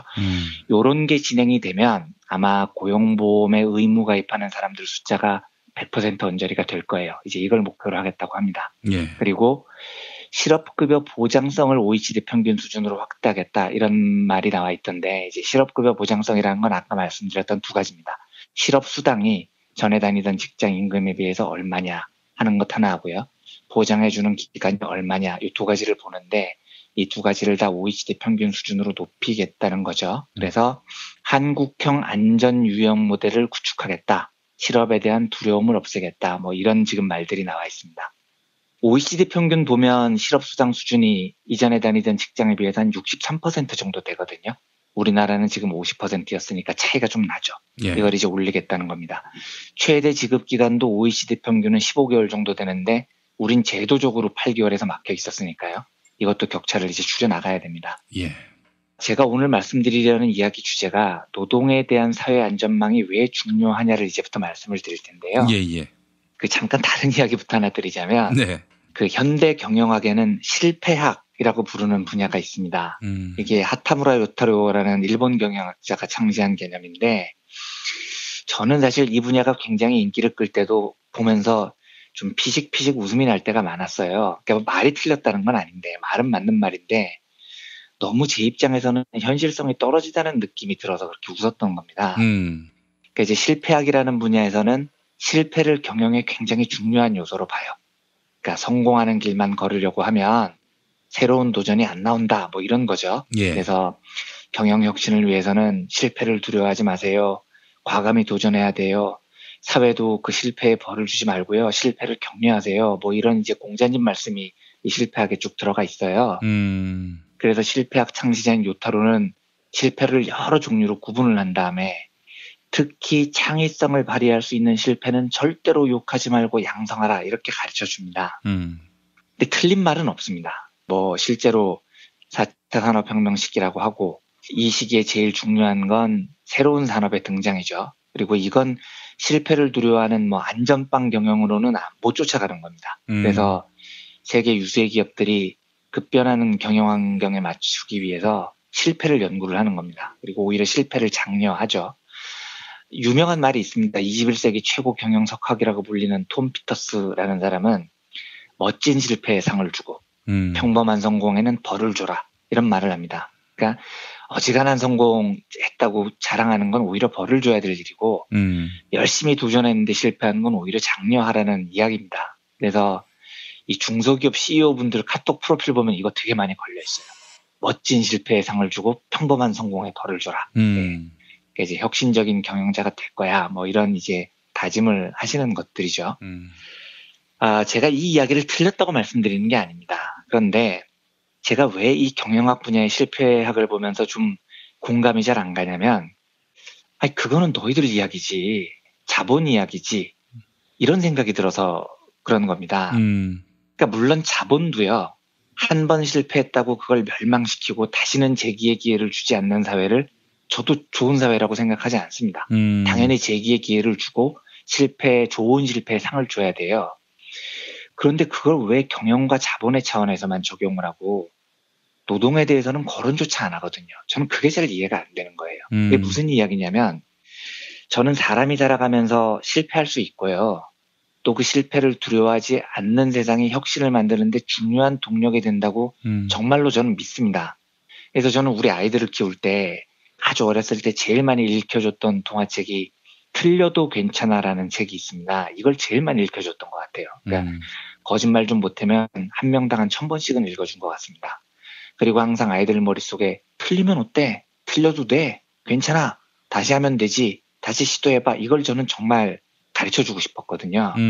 그래서 저는 두 아이 다 이제 실패를 두려워하지 않고 뭔가 자꾸 시도해보려는 유년기를 보냈다고 생각을 해요. 근데 이제 초등학교에 입학하고 나서 우리 둘째가 초등학교 3학년 때였던 것 같은데 진짜 진지하게 저한테 이렇게 이야기하더라고요. 아빠가 어렸을 때부터 맨날 틀려도 괜찮아 이걸 입에 달고 살았잖아. 근데 학교에 와보니까 내가 알았어. 틀리면 안 괜찮아. 아빠가 잘못됐어. 틀리면 욕먹고 괄시받아 이러더라고요. 그 제가 곰곰이 생각을 해보니까 틀려도 괜찮아? 이건 우리 민중들에게는 그냥 그림의 떡이고 환상 속의 그대 같은 겁니다. 우리는 동화로는 아이들에게 틀려도 괜찮아 이걸 읽어주지만 현실로 돌아오면요. 틀리면 안 괜찮아요. 우린 틀리면 생명의 위협을 받습니다. 그러니까 실제 수많은 민중들에게 인생의 두 번째 기회, 세컨드 찬스 이런 게 주어지냐는 거죠. 우리나라가 왜 청소년 자살률 1위 국가고 왜 노인 자살률 1위 국가겠습니까? 전체 자살률도 1위 국가예요. 그러니까 우리나라 자살률이 OECD 평균의 3배 가까이 되거든요. 압도적으로 높은 자살 1위 국가입니다. 근데 왜 그러냐면 틀려도 안 괜찮은 사회이기 때문입니다. 노동자에게는 민중들에게는 두 번째 기회가 안 주어지죠. 예. 더구나 학벌 중심 사회가 정착이 돼서 인생 승부가 10대 초반에 다 결판이 나버리는 황당한 사회가 구성이 돼버린 겁니다. 그래서 10대 초반에 그 꿈 많은 시기에 틀려도 괜찮아를 배워야 될 시기에 한국은 틀리면 엿대는 사회가 돼버린 겁니다. 그래서 실패가 용인이 안 되죠. 한 번 실패는 그냥 인생이 종치는 결과를 낳게 되잖아요. 그러니까 이게 무슨 뜻이냐면 어떤 기업이 이제 망해가고 있어요. 근데 진짜로 망해가고 있다고 가정을 한번 해보겠습니다. 그러니까 사주가 횡령을 한 것도 아니고 뭘 잘못한 것도 특별히 없는데 국제경제 환경 때문에 갑자기 하던 일이 사양산업이 돼서 회사가 망할 위기에 놓여 있다고 가정을 해보겠습니다. 이제 이런 장면에서 이현주 같은 애들이 등장하는 겁니다. 예. 야, 기업이 망해가는데 노동자들이 정리해고를 반대하면 말이 되냐? 공동체 의식을 가져야지 뭐 이런 헛소리를 하는 거죠. 사장님이 살아야 함께 사는 거지 뭐 이런 말을 하게 되는 겁니다. 그런데 아주 냉정하게 말을 해서요. 정말로 기업이 망해가고 있다면 그것도 뭐 사주의 잘못이나 경영 판단의 미숙이 아니라 진짜 피치 못할 경영 환경의 변화로 망해가고 있다면 노조는 과연 그 상황에서 정리해고에 반대하는 파업을 해야 될까요? 하지 말아야 될까요? 이게 진보적 경제학자들도 굉장히 고민스러운 대목입니다. 당연히 진보적 경제학자들은 파업을 해야 된다고 말은 하고 싶지만 이게 비용 절감을 하지 못하면 진짜 회사가 망할 것 같은 경우는 어떻게 하냐는 거죠. 물론 이제 우리나라는 재벌들처럼 자기들 먹고 살 거 다 챙기고 회사를 말아먹은 경우가 굉장히 많아서 그런데요. 그게 아니라면은요. 아주 냉정하게 말해서 노동자야 당연히 생존권을 위해서 정리해고 반대 투쟁을 해야겠지만 결국은 정리해고를 받아들일 수밖에 없는 현실이 눈앞에 펼쳐집니다. 왜냐하면 비용을 못 줄이면 회사가 망할 극단적인 때가 생긴다면 말이죠. 근데 이때 자본은 항상 노동에 대해서 이렇게 욕을 합니다. 야, 지들은 지금 회사가 망할 지경인데 파업을 하고 지랄이야. 회사 망하면 다 죽어 이 이기적인 노동자들아. 이렇게 이제 공격을 합니다. 여론으로요. 예. 근데 반대로 생각을 해보면 노동자 입장에서는 파업을 안 할 수가 없는 거예요. 왜냐하면 해고되면 죽거든요. 해고돼서 죽거나 회사 망해서 죽거나 어차피 죽는 겁니다. 네. 그러니까 제가 무슨 말씀을 드리고 싶냐면 우리나라에서 한계 기업, 경영난에 봉착한 기업들이 생겼을 때요. 소위 말하는 구조조정이 필요한 기업들이 생겼을 때 왜 그 기업 노동자들이 그렇게 격렬히 해고에 반대하는지를 근본적으로 한번 생각을 해보자는 겁니다. 손가락질하기는 쉬워요. 노동자들 뭐야? 다 죽자는 거야? 기업 망하면 어쩌자는 거야? 자기 이속만 챙기자는 거야? 이렇게 욕하기는 쉬운데요. 막상 그 사람들 입장에서 서보면 물러설 데가 없는 겁니다. 잘리면 진짜 죽으니까요. 그러니까 한국 사회가 그런 거라는 겁니다. 실패하면 죽는 사회, 해고되면 죽는 사회, 노동자에게 세컨드 찬스, 두 번째 기회가 없는 나라이기 때문에 한계 기업 상황에서도 노사분규가 격렬해지는 겁니다. 왜 우리나라에 이렇게 많은 자영업자들이 있는지도 한번 생각해 볼 일이에요. 한참 일할 나이인데 회사를 그만둡니다. 그러면 새로운 일을 할 기회가 안 주어져요. 이제 그러면 어쩌겠습니까? 평생 일해서 모은 돈하고 퇴직금 모아서 장사를 하는 방법밖에 없잖아요. 이러니까 자영업자들 숫자가 이렇게 늘어나는 겁니다. 그러니까 적어도 대한민국은 노동자에게만큼은요, 틀리면 안 되는 나라예요. 틀리면 죽는 나라입니다. 틀려도 괜찮은 나라가 아니라고요, 여기는요. 제가 아까 극단적인 예를 들었는데, 과연 한계에 봉착한 기업에서 노조의 파업은 정당한가? 저는 이 문제를 거론하기 전에 반드시 해결돼야 될 문제가 있다고 생각을 하는 사람입니다. 이게 뭐냐면, 한 사회가 노동자에게도 틀려도 괜찮아, 한 번쯤 실패할 수 있어, 이걸 용인해주는 사회여야 한다는 겁니다. 그리고 이 가장 강력한 방안이 바로 실업자에 대한 단단한 사회 안전망을 보장해주는 거예요. 예. 그러니까 스웨덴이나 북유럽 국가들은 실업자들을 멸시하는 분위기가 아예 없습니다. 실업을 너무 당연한 걸로 생각을 해요. 왜냐하면 산업 구조가 자꾸 바뀌니까요. 이건 제가 나중에 자세히 말씀을 드리겠습니다만, 그래서 실업 상태가 돼도 태연히 전 직장의 임금의 한 80% 정도를 1년 이상 국가가 보장을 해줍니다. 이건 왜 그렇게 하냐면 그 사람들에게 새로운 직업을 찾을 세컨드 찬스를 주는 겁니다. 그리고 이 1년 동안 아주 탄탄하게 새로운 직업을 찾는 데 대한 교육을 국가가 제공을 합니다. 적어도 이런 안전망이 갖춰지고 나서 한계기업 노동자의 파업이 가능하냐 안 가능하냐를 논의를 해야 돼요. 이게 안 갖춰지면 해고되면 죽는 사람들한테 파업하지 마, 이기적인 놈들아, 이렇게 욕을 해버리면 안 된다는 거죠. 그 말은 그 사람들 보고 이타적으로 죽으라는 이야기인데, 이타적으로 죽는다는 게 말이 되느냐는 겁니다. 예, 조금 더 나아가 보면요, 우리가 노동자인 한 이 노동의 실패는 슬픈 이야기인데요, 숙명적인 겁니다. 예, 누구나 노동자라면 노동자로서 실패하는 건 당연하다는 뜻입니다. 이게 나는 실패 안 할 수 있어요, 운이 좋으면은요. 그런데 결국은 시간 문제예요. 시간이 지나면 노동자들은, 나와 비슷한 일을 하는 사람들은 반드시 실패하게 됩니다. 왜냐하면 자본주의 사회에서는 산업이라는 자체가 변하기 때문입니다. 예를 들어서 지금 내가 조선산업에 종사하는 노동자라고 보면요, 나는 내가 열심히 일하고 직장 상사한테 충성하고 파업도 안 하고 말도 잘 듣고, 아, 그러면 나는 해고 안 당하고 영원히 그 직장에서 다닐 수 있겠지? 이게 착각이라는 거예요. 장담 못합니다. 왜냐하면 지금이야 조선이 산업이죠. 근데 10년 뒤에 조선 산업이 지금처럼 남아있으리라는 보장을 어떻게 하겠습니까? 역사적으로 산업은 끊임없이 변해왔고 노동의 성격은 끊임없이 바뀌어왔는데요. 그러니까 10년 뒤에는 극단적으로 보면 조선 산업, 배를 만드는 산업이라는 게 없어질 수도 있는 거예요. 뭐 과장해서 말해서 막 물리학이 발달해서 공간 이동 이런 거 개발되면 배를 만들 필요가 없는 세상이 올 수도 있는 거죠.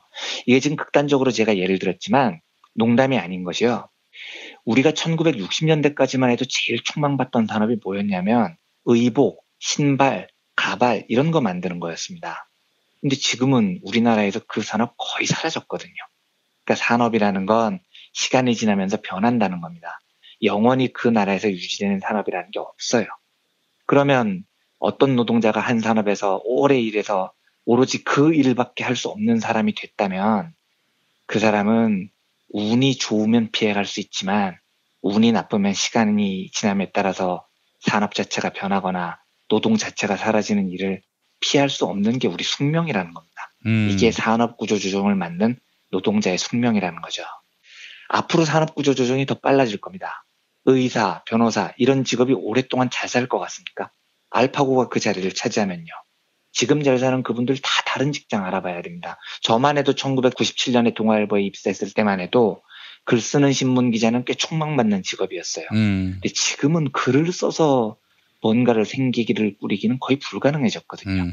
미디어 산업 자체가 변했기 때문이지 않습니까? 예. 이건 제가 잘못했기 때문이 아니에요. 자본주의 산업 체계가 끊임없이 변하고 있고, 그렇다면 노동자는 필연적으로 끄트머리에 접할 수밖에 없습니다. 그러면 이런 노동자들에게 인생의 두 번째 기회가 필요한 상황이 반드시 숙명적으로 오게 된다는 겁니다.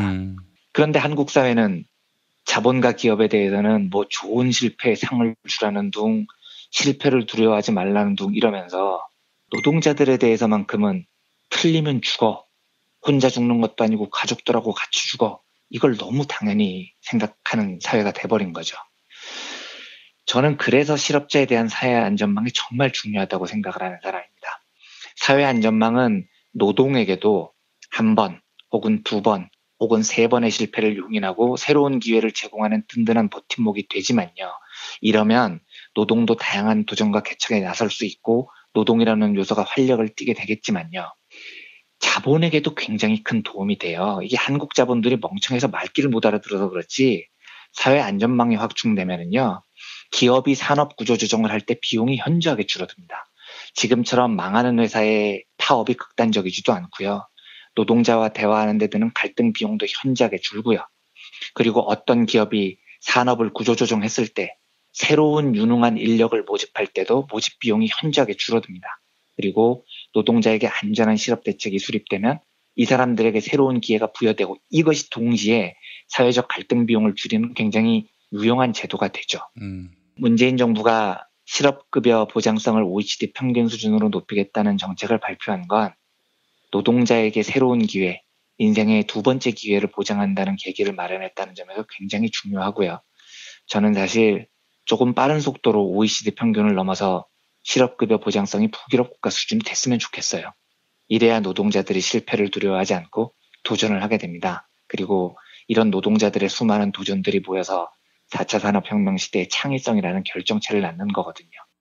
하여간 저는 이번 일을 계기로 노동자들에게 한 번쯤 혹은 두 번쯤 혹은 세 번쯤 틀려도 괜찮은 사회, 실패해도 다시 도전할 수 있는 사회를 만드는 것에 대해서 사회가 좀 전체적으로 합의를 모아나갔으면 좋겠습니다. 그래서 노동자들에게도 여러 기회가 주어지고 그 기회를 바탕으로 다양한 도전이 가능한 그래서 새로운 경제 시스템의 틀을 갖추는 그런 세상이 왔으면 좋겠습니다. 아무튼 저는 실업급여 보장성을 높이는 이번 정책을 굉장히 반기고요. 이런 것들이 조금 더 사회 안전망이 더 확충되는 사회를 기대하는 그런 마음을 갖고 있습니다. 예, 실패를 두려워하지 않는, 경계하지 않는 사회가 되려면 성과 중심주의 이거부터 버려야 하는 거 아닙니까? 그렇죠. 당연하죠. 예. 당연합니다. 네. 성과 중심주의라는 건 수치와 지표로 나타내는 건데 그걸로 평가를 하면 누가 실패를 두려워하지 않게 되겠습니까? 예. 다 실패를 두려워하게 되고 그 기준에 맞춰지는 공장 같은 인간만 형성이 되니까요. 예. 정말 제일 먼저 버려야 되는 거죠. 예. 말은 인문학 얘기하면서 실상은 인문학과는 무관한 방향으로 기업을 운영하는 이런 기업인들 젊은이들에게 도전하라 이래놓고는 다 공기업, 대기업에 줄 세우게 만들고 말이죠. 그렇죠. 예. 네. 너희나 잘하라 이런 말이 그러니까요. 떠오릅니다. 예. 제발 좀 너희들이나 잘했으면 좋겠습니다. 알겠습니다. 이완배 기자님 오늘 수고하셨습니다. 네, 감사합니다. 김용민 파일. 문재인 더불어민주당 대선 후보는 최근 대담집에서 서민의 시름과 애환을 달래주는 담배를 박근혜 정권이 빼앗아갔다며 담배값 인하 가능성을 내비쳤지만 이런 가운데 어제 자유한국당은 담배 가격을 내리는 즉 담배에 붙는 세금을 줄이는 법안을 내겠다고 공언. 문재인 대통령의 뜻에 동의한다는 것인지? 자유한국당이 현재 4,500원인 담배값을 2,500원으로 내리는 내용의 법안을 준비 중입니다. 담배세 인하는 지난 대선 당시 홍준표 대표의 주요 공약으로 대선 공약 이행을 위해 발의한다는 명분도 내걸었습니다. 실제 홍준표 대표 대선 후보 당시 이 담배 피우는 분들 대부분 보면 학생들하고 젊은이들이 속이 불이 나니까 학생들하고 서민들입니다. 살기가 팍팍하니까. 그래서 홍준표가 집권을 하면 즉시 담배값을 옛날로 환원하겠습니다. 하지만 담배 가격을 올린 주체는 박근혜 정부. 사실상 증세를 했지만 박근혜 대통령은 증세는 없다고 누누이 공언. 그러니까 무조건 증세를 해서 국민 부담을 줘서 이런 거를 하겠다 하면은 그건 사실 정책이 아니죠. 그건 누구나 할 수 있는 일이죠. 당시 야당은 반대. 이 건강을 생각하는 거라면 건강증진금으로 늘리면 되거든요. 그걸 왜 굳이 국세로 늘려요? 결국 합의. 담배세는 여당안 대로 2,000원 인상하되 야당이 요구한 대로 담배에 붙는 개별소비세 일부를 소방안전교부세로 돌리기로 했습니다. 증세는 아니고 국민 건강을 위한 방안으로 담배 가격을 올렸다고 했는데 실상은? 올해 상반기 국내에선 17억 1천만 갑의 담배가 팔렸습니다. 2015년 담배 한 갑 가격을 2,000원 올리면서 줄었던 판매량이 지난해부터 다시 오른 겁니다. 담배 세수는 급증했습니다. 지난해엔 인상 직전해보다 5조 원이 더 거치며 12조 원을 돌파했습니다. 결국 폭등한 담배 가격은 정부에게는 세금 나오는 큰 구멍. 그래서 담배 가격 내리겠다는 자유한국당의 입장은 이런 계산이 깔려 있는 것. 한국당의 담배세 인하 법안은 문재인 정부와 여당에 역공하는 법안이라는 해석도 나옵니다. 만일 법안이 통과된다면 당장 세수 감소로 직결되기 때문에 100대 국정과제를 실현하겠다며 증세 필요성을 주장하는 문재인 정부에 부담될 수밖에 없기 때문입니다. 실제로 지난해 담배 세수는 12조 원을 돌파했고 이는 담배세가 인상되기 전보다 5조 원가량 더 거친 겁니다. 유저와 유저 사이 소통 랭커와 일반 유저 소통 초보와 게임 사이의 소통 마당을 깔았다 해. 그래도 반지 업데이트 반지 유저와 유저 사이 소통 랭커와 일반 유저 소통 초보와 게임 사이의 소통 마당을 깔았다 해. 그래도 반지 업데이트 반지 내 몸의 적폐청산 새싹당 콩차가 또 왔어요. 새싹당 콩차 최초 이벤트 2+1 티백 2개를 사시면 하나 더 드립니다. 뜨거운 여름 차갑게 먹으면 더욱 좋은 맛있는 새싹당 콩차 내 몸의 적폐청산. 인터넷 구매 전창걸몰닷컴 전화문의 070-8635-1288 070-8635-1288. 운전자를 위한 꿀팁 7,000원 운전자 보험 카페. 알고 계세요? 교통사고가 나면 형사합의금, 벌금, 변호사 비용 이거 자동차 보험에서는 보장 못해요. 운전자 상해까지도 책임져드리는 7,000원 운전자 보험 카페. 버스, 택시, 트럭 등 영업용 차량 운전자를 위한 12,500원 운전자 보험 카페도 있습니다. 실손, 부모님 건강, 자녀 보험도 안내해드립니다. 02849-9730 연중 무휴라 언제든 02849-9730. 오늘을 읽는 책 문학평론가인 국민대학교 국문학과 정선태 교수와 함께합니다. 국민대학교 한국어문학부 국어국문전공 우리 정선태 교수님 만나겠습니다. 교수님. 네, 안녕하세요. 네, 교수님. 오늘 어떤 책 만나볼까요? 네, 오늘은 프란츠 카프카의 아주 유명한 소설 변신 함께 읽어보겠습니다. 변신. 예. 우리가 알고 있는 변신 맞습니까? 네, 맞습니다. 예. 변신 이야기라는 고전 작품도 있지 않습니까? 아, 그건 로마 시대에 나온 그 신화죠. 예. 전혀 다른 것이고요. 네, 전혀 다른 얘기입니다. 예. 변신 이야기도 굉장히 중요한 책 아닙니까? 아, 물론입니다. 우리 오래전에 한번 얘기했었죠. 그렇습니다. 오비디우스의 변신도 예. 그리스 로마 신화의 하나의 원형을 이루는 아주 중요한 의미 있는 고전이죠. 예. 자, 오늘은 그 변신 이야기가 아니라 카프카의 중편 소설 변신 소개해 주신다고 하니까 기대가 됩니다. 네. 이 변신은 워낙 유명해서 읽으신 분이 많을 줄 아는데 요즘 가족이란 무엇인가 그리고 한 개인이란 무엇인가 생각하면서 이 소설을 여러분과 함께 읽어보도록 하겠습니다. 이 소설은 첫 문장이 워낙 유명합니다. 예. 이렇게 시작되는데요. 볼까요? 그레고르 잠자는 어느 날 아침 불안한 꿈에서 깨어났을 때 자신이 잠자리 속에서 한 마리 흉측한 해충으로 변해 있음을 발견했다. 네, 이렇게 시작되는 첫 문장입니다. 예. 아마 20세기 세계문학사에서 가장 전율을 불러일으키는 그런 첫 문장이 아닌가 싶어요.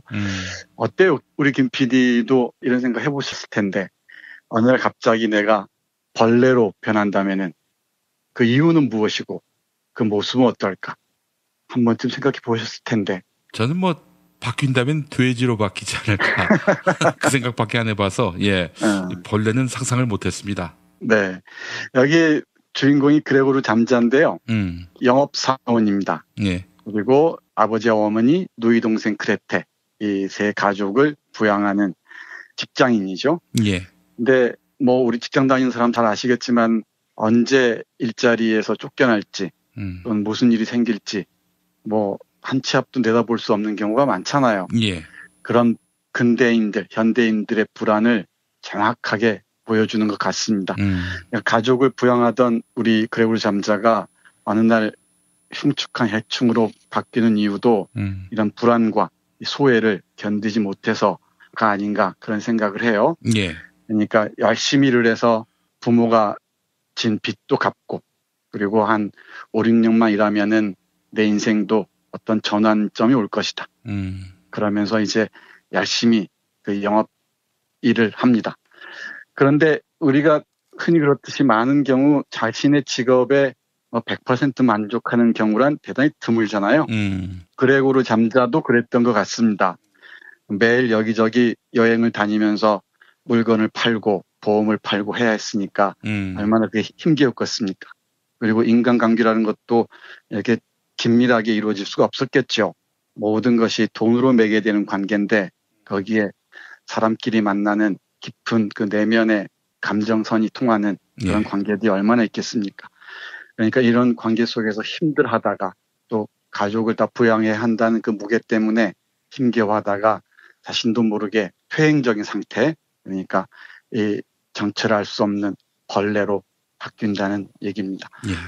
한번 생각해 보십시오. 어느 날 갑자기 직장을 다니다가 직장이 쫓겨났을 때 그 사람의 심리 상태가 어떠할지 그리고 여러 가지 경제적인 이유로 많은 사람들로부터 소외당할 때 그 사람의 존재 의미가 얼마나 왜소해질지 한 번쯤 생각해 볼 수 있을 것 같습니다.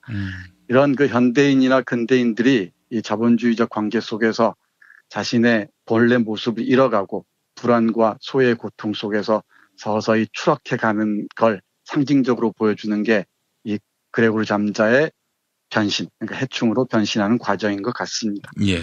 이 소설을 읽다 보면은 카프카의 통찰이 너무너무 무서워서 오랫동안 그 소름이 끼치는 것을 견딜 수가 없을 정도이곤 해요. 그러니까 그렇게 나만 바라보고 살아왔던 가족들이 일자리 잃었을 때 갑자기 변합니다. 이런 건 뭐 인지상정이라 하기에도 너무 어려운데 여기에 카프카의 그 가족제도에 대한 비판도 있는 것 같습니다. 그러니까 자본주의 사회에서는 가장 친밀한 사회인 가족이라는 것도 결국은 돈으로만 관계를 맺을 수밖에 없지 않는가 이런 비판을 하는 것 같아요. 예. 이 그레고르 잠자의 가족 역시 마찬가지인데요. 아버지는 아주 엄격한 모습으로 바뀌고요. 다정했던 어머니마저도 아들 보기를 두려워합니다. 그리고 남몰래 안쓰럽게 생각하던 누이 그레테마저도 오빠를 두려워하기 시작하죠. 그러면서 서서히 가족으로부터 멀어지면서 자신의 혐오스러운 몸을 보면서 치를 떨면서 이 고독 속에서 몸부림을 칩니다. 예. 돈을 벌어야 한다는 의무감에서 벗어났음에도 불구하고 벗어나는 순간 벌레가 되는 이 딜레마. 이게 그레고르 잠자의 비극인 것 같습니다. 예. 이 책에서 아주 유명한 구절 한두 군데만 읽어보겠습니다. 자신을 몰래 보살펴주던 누이 동생이 오빠를 멀리하는 부분입니다. 한번 보겠습니다. 아버지, 어머니 하고 누이 동생이 서두를 떼며 손으로 탁자를 쳤다. 이렇게 계속 지낼 수는 없어요. 아버지, 어머니께서 혹시 알아차리지 못하셨대도 저는 알아차렸어요. 저는 이 괴물 앞에서 내 오빠 이름을 입 밖에 내지 않겠어요. 그냥 우리는 이것에서 벗어나도록 애써 봐야만 한다는 것만 말하겠어요. 우리는 이것을 돌보고 참아내기 위해 사람으로 살 도리는 다 해봤어요. 그 누구도 우리를 눈꼽만큼도 비난하지는 못할 거라고 생각해요. 저 애가 100번 오라 하고 아버지가 혼잣말을 했다. 그때까지도 충분히 숨을 돌리지 못한 어머니는 눈으로 갈피를 못 잡는 표정을 보이며 손으로 입을 막고 소리를 죽여 기침을 하기 시작했다. 네, 이런 구절이 있는데요. 여기서 누이 동생이 오빠를 괴물이라 부르고 그것이라 부르면서 이제는 우리 가족의 삶에 아무런 의미가 없다고 판정을 내리는 거죠. 그러면서 아버지나 어머니나 이 누이 동생이 나로부터, 그러니까 그레고르 잠자로부터 다 멀어져 버립니다. 이런 과정에서 그레고르 잠자는 아버지가 던진 사과를 등에 맞고 신음하다가 아, 이제 내가 죽는 게 맞다 생각하고 종소리를 들으면서 조용히 죽어갑니다. 사실 열심히 살아온 사람들이 회사든 뭐 어디든 열심히 살아온 사람들이 사회생활 속에서 짓눌린 나머지 고통스러워하다가 일자리에서 쫓겨났을 때, 경제적 능력을 박탈당했을 때 겪는 이 고통들을 그레고르 잠자가 고스란히 보여주는 것 같습니다. 사실 육체적인 뭐 질병도 그렇지만은 경제적인 무능력이 그 사람을 평가하는 잣대가 되곤 하잖아요. 그 평가 기준을 충족시키지 못했을 때 가장 친밀한 관계여야 할 가족마저도 그 사람을 버린다는 냉혹한 현실을 카프카는 무서울 정도로 정확하게 보여주고 있습니다. 시내를 다니다 보면은 뭐 노숙자들, 홈리스들도 많고요. 예. 그리고 폐지를 줍는 할머니들도 종종 볼 수가 있죠. 예. 뿐만 아니라 실업 때문에 현실을 견디지 못하고 하염없이 떠도는 사람들도 적지 않을 줄 압니다. 그런 사람들이 가족 안에서 겪어야 하는 심적 고통들을 그레고르 잠자가 대변하지 않는가 싶습니다. 그런데 대단히 슬프게도 그레고르 잠자가 종소리를 들으면서 서서히 죽어가고 난 다음에 가족들은 해방감을 느낍니다. 그러면서 아버지, 어머니 그리고 누이 동생이 여행을 떠나요. 그 장면 한번 읽어보겠습니다. 예. 그러고 나서는 셋이 다 함께 집을 떠났다. 벌써 여러 달 전부터 하지 못했던 일이다. 그리하여 전차를 타고 교회로 향했다. 그들 모두가 탄 칸은 따뜻한 햇볕이 속속들이 들어와 있었다. 그들은 좌석에 편안히 뒤로 기대고 장래의 전망에 대해 논의했는데 좀 더 자세히 관망해 보니 장래가 어디까지나 암담하지만은 않다는 사실이 드러났다. 실은 서로 전혀 상세히 물어보지 않았던 세 사람의 직장이 썩 괜찮았으며 특히 앞으로는 상당히 희망적이었기 때문이다. 지금으로서 가장 큰 상황의 개선은 물론 집을 한번 바꿈으로써 쉽게 이루어질 것임에 틀림없었다. 그들은 이제 좀 더 작고 값싼 그러나 위치가 낮고 전반적으로 보다 실용적인 집을 갖고자 했다. 마치 지금 집은 그레고르가 찾아냈기라도 했다는 듯이 그들이 그렇게 환담하고 있는 동안 잠자 씨와 잠자 부인은 점차 생기를 띄어가는 딸을 보고 거의 동시에 딸이 이 즈음 들어 워낙 고달프다 보니 두 뺨이 창백해지긴 했건만 아름답고 풍요한 소녀로 꽃피었다는 생각이 들었다. 말수가 적어지며 또 거의 무의식적으로 눈초리로 서로 의사소통을 하며 내외는 이제 딸을 위해 착실한 남자도 찾아야 할 때가 된 것 같다는 생각을 했다. 그래야 그들의 목적지에 이르러 딸이 제일 먼저 일어서며 그녀의 젊은 몸을 쭉 뻗었을 때 그들에게는 그것이 그들의 새로운 꿈과 좋은 계획의 확증처럼 비쳤다. 이렇게 끝나는 소설입니다. 자신의 가족을 부양해 오던 아들이 이 고통 끝에 서서히 죽어가는 모습을 지켜보다가 죽음에 이르자마자 여행을 떠나면서 새로운 삶을 희망에 가득 차서 설계하는 장면이 아주 우울한 여운을 남깁니다. 앞서서 우리 이완배 기자가 네. 사회안전망 이야기를 했습니다. 아, 그래요? 네.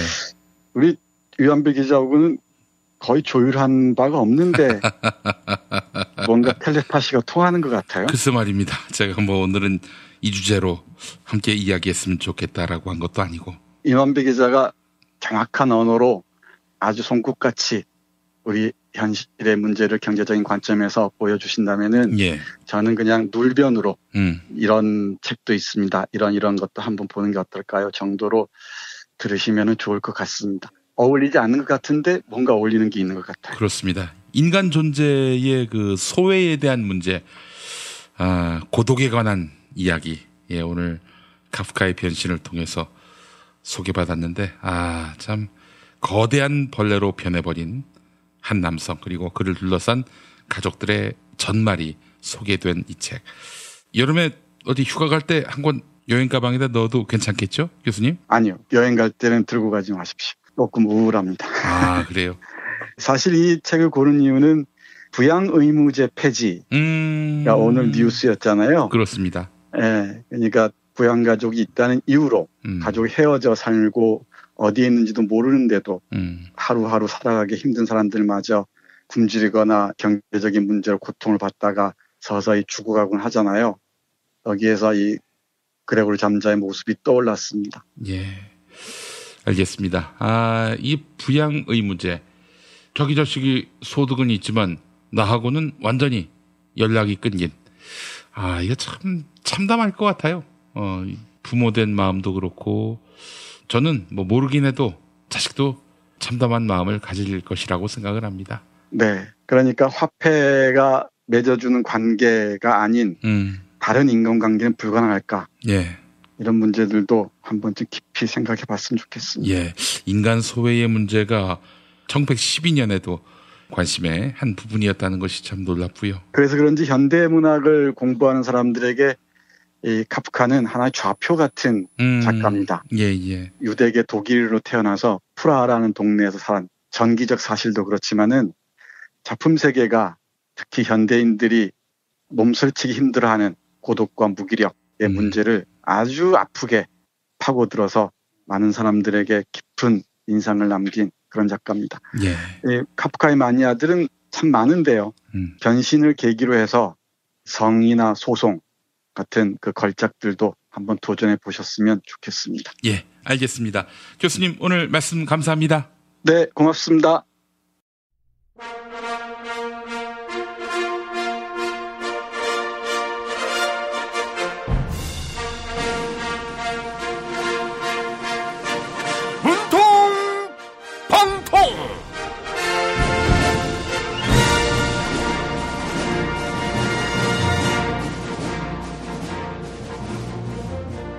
네, 오늘도 문과 안이 나오셨습니다. 세월호 화물칸에서 사람뼈로 추정되는 뼈가 발견됐습니다. 세월호 안에 아직 5분이 계십니다. 저 문재인 미 수습자 가족들과 함께 끝까지 기다리겠습니다. 돌아오십시오. 청와대에서 MB정부 문건도 찾아냈다고 합니다. 아니, 어떻게 전 정부도 아니고 전전정부 문건까지 찾아냅니까? 정치 탄압입니다. 아니, MB 문건을 왜 안 대표님이 걱정하십니까? 안 대표님은 MB 아바타 아니시라면서요. 대통령이 됐다고 너무 여유 부리고 있습니다. 문무일 검찰총장이 어제 임명장을 받으면서 한시를 읊었습니다. 입장에 따라 바라는 것과 생각하는 게 다르다. 이런 내용인데 검찰개혁에 대해 대통령과 생각이 다르다. 이런 뜻을 넌지시 밝힌 거 아니겠습니까? 임명장 받는 면전에서 항명당한 겁니다. 벌써부터 레임덕에 시달리는 대통령이 됐습니다. 호호호호호호. 생각이 다르면 어쩔 건데요. 검찰개혁에 반대만 안 하면 되는 거지요. 정치 검찰의 만행, 현재 진행형이고요. 철저하게 책임을 물어야 할 것입니다. 그 말에 동의합니다. 정치 검찰 정말 문제입니다. 이용주 의원이 오늘 소환된다고 합니다. 현직 국회의원을 소환하다니 너무 정치적이지 않습니까?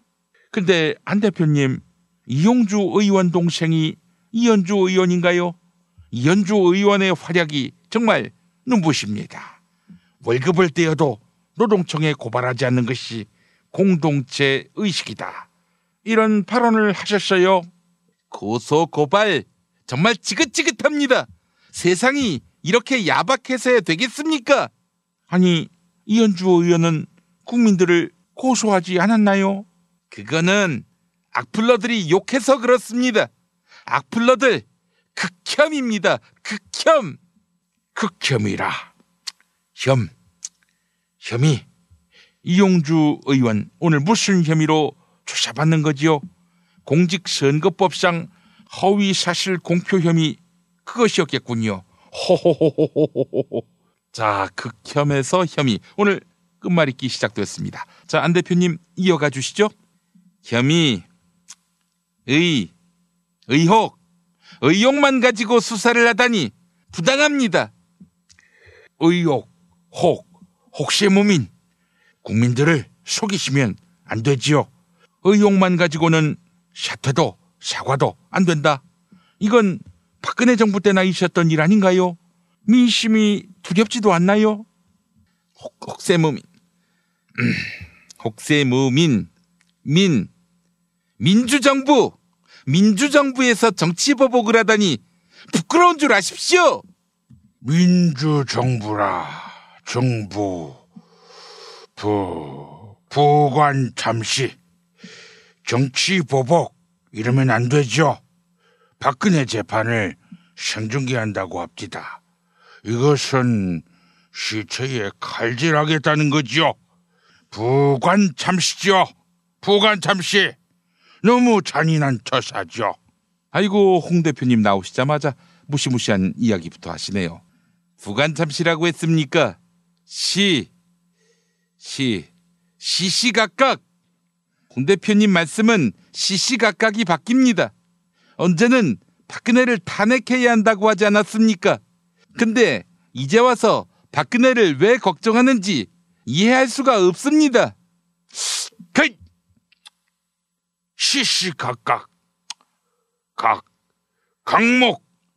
강목으로 두드려 맞고 싶어요. 어떤 중소기업에서 상사가 부하 직원 강목으로 때리는 거 봤죠? 한 대표 맞는 수가 있어요. 목욕제게 몸과 마음이 평안해야 부정을 안 타는 겁니다. 마음볼을 곱게 쓰십시오. 이젠 좀 마음의 목욕제게 좀 하십시오. 그래야 대통령을 하든 뭘 하든 할 거 아니겠습니까? 목욕제게라. 계략. 그래, 뭘로 터져서 정치를 어떻게 하려고 합니까? 내한테는 차기 대권을 향한 계략이 다 있다. 이 말이죠.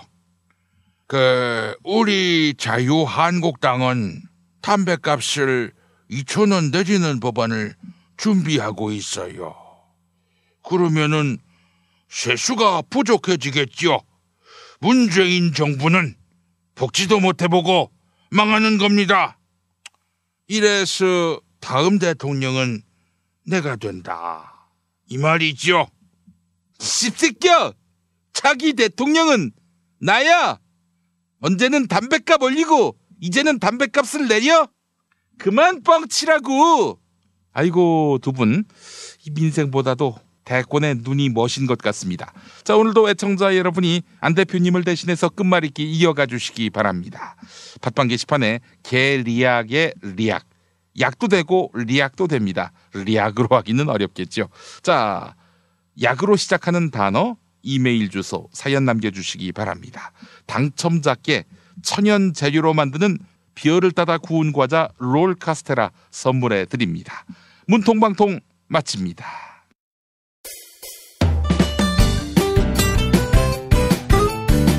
뉴스 포렌매기로 이어갑니다. 팔로워 80만이 넘는 김용민 트위터에서 매일 설문조사가 진행되고 있습니다.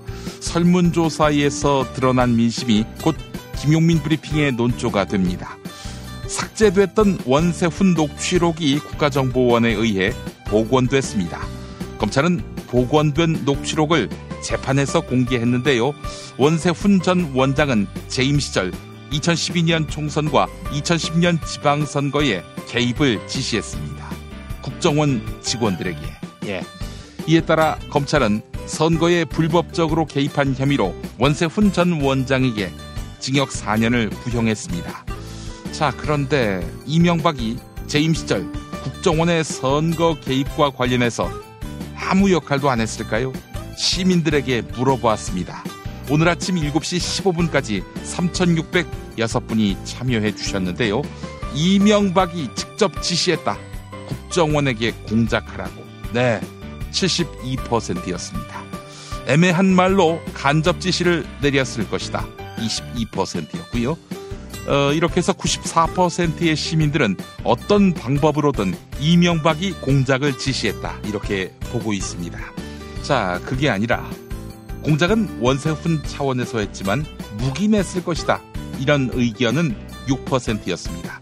이명박은 전혀 몰랐을 것이다. 0%였습니다. 설문조사에 참여해 주신 여러분 감사합니다.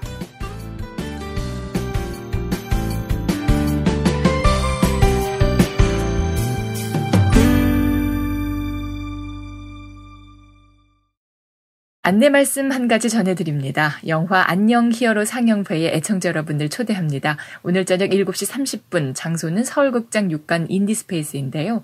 영화 안녕 히어로는 쌍용 자동차 해고자와 그 가족에 대한 이야기입니다. 이번 상영회는 독립영화제 작사 시네마달을 후원하기 위해 마련됐습니다. 시네마달은 영화 다이빙벨을 매급해 폐업위기에 몰렸던 곳이죠. 이번 행사는 지난 정권에서 행해진 공직사회의 과오를 반성하고자 국가공무원 노동조합과 문화체육관광부 노동조합이 후원합니다. 마술사 최우진의 마술쇼도 준비되어 있는데요. 도종환 문체부 장관이 함께하는 이번 행사에 애청자 여러분의 많은 참여 바라겠습니다. 오늘 저녁 7시 30분, 장소는 서울극장 6관 인디스페이스입니다. 팟빵 게시판에 이메일 남겨주세요. 초대권 2장 보내드립니다. 김용민 브리핑 뉴스듣기 능력평가 정답 맞히신 분들 소개합니다. 어제 뉴스듣기 능력평가 문제는 강원도 평창에 위치한 고개, 신사임당의 친정이 보이는 이 고개가 어디인지 맞히는 거였죠. 정답은 대관령인데요. 당첨자 2분에게는 신간도서 청년사의 꿈을 묻다를 보내드립니다. 청년사의 꿈을 묻다는 이완배 기자가 속한 대표 진보 언론 민중의 소리에서 펴낸 신간인데요. 신음하는 청춘들의 고민과 희망을 에세이 형식으로 풀어냈습니다. 사회 곳곳에서 활동하는 2030 청년들의 모임 바꿈 청년 네트워크의 회원 42명이 저자로 참여했는데요. 청년사의 꿈을 묻다는 청년들이 직접 경험한 우리 사회의 날 것 그대로의 모습을 이야기했습니다. 청년사의 꿈을 묻다. 애청자 여러분의 많은 관심 부탁드립니다. 도서와 함께 프리미엄 생균을 배합한 유산균제 시크릿 프로바이오틱스도 보내드립니다. 장 건강은 물론 면역력 증강에도 효과가 좋다는 시크릿 프로바이오틱스. 듀폰 다니스코사의 특허받은 균주로 만들어 장 건강은 물론 면역력 증강에도 효과가 좋다고 합니다. 포털 사이트에서 KY팜을 검색해주세요. 다른 한 분에게는 상쾌한 아침을 위한 애주가의 핫 아이템 술친굼 한 박스 선물해드립니다. 국내산 굼벵이와 국내산 헛개 등 몸에 좋은 재료들을 사용해 만든 술친굼. 애주가들의 핫 아이템 술친굼은 네이버에서 술친굼 검색해주시면 되겠습니다. 금요일 정답자 한 분에게는 골반 보정 속옷 바디로직 리포머 팬츠 선물해드리고 있죠. 단순한 몸매 보정 속옷이 아니라 뒤틀린 골반을 잡아주고 허리 통증에도 효과가 있다고 하는데요. 몸매와 자세를 함께 보정하는 바디로직 리포머 팬츠. 포털 사이트에서 바디로직을 검색해주세요. 금요일 정답자 가운데 한 분에게는 남양주에 위치한 독채무인 펜션 머문빌리지 이용권도 격주로 보내드립니다. 총 3,000평의 대지와 건물 2동을 오직 한 팀에게만 서비스하는 진짜 무인 독채 펜션 머문빌리지. 카페와 바베큐장은 물론 대형 수영장과 글램핑장까지 갖추고 있습니다. 포털 사이트에서 머문빌리지를 찾아주세요. 당첨자 페니아님. 판사 블랙리스트라니 정말 통탄할 일입니다. 이번 정부는 적폐청산만 해도 시간이 모자랄 것 같네요. 좋아좋아 차이님. 대관령에서 감자 농사를 짓고 있는 촌부입니다. 낙곰수 시절부터 지금까지 잘 듣고 있습니다. 감사합니다. 문통방통 끝말잇기 당첨자에게는 빵 짓는 농부에서 협찬하는 별을 따다 구운 과자 롤 카스테라를 선물해드립니다. 진부령 자연양계 농장에서 생산하는 계란과 천연설탕, 팜, 슈가, 우리밀 등 천연 재료로만 만드는 별을 따다 구운 과자 롤 카스테라. 주문 전화는 033-646-2668. 인터넷 주문은 bakingfarmer.co.kr입니다. 어제 문통방통 끝말잇기 시작 글자는 언감생심의 심이었는데요. 당첨자 이좋은방송님, 끝말잇기는 심기일전. 국민들은 심기일전해서 열심히 살고자 노력하고 있습니다. 그런데 자유당, 바른정당, 국민의당은 여전히 구습과 적폐 속에 빠져 있네요. 김용민 브리핑 뉴스듣기 능력평가. 오늘도 많은 참여 바랍니다.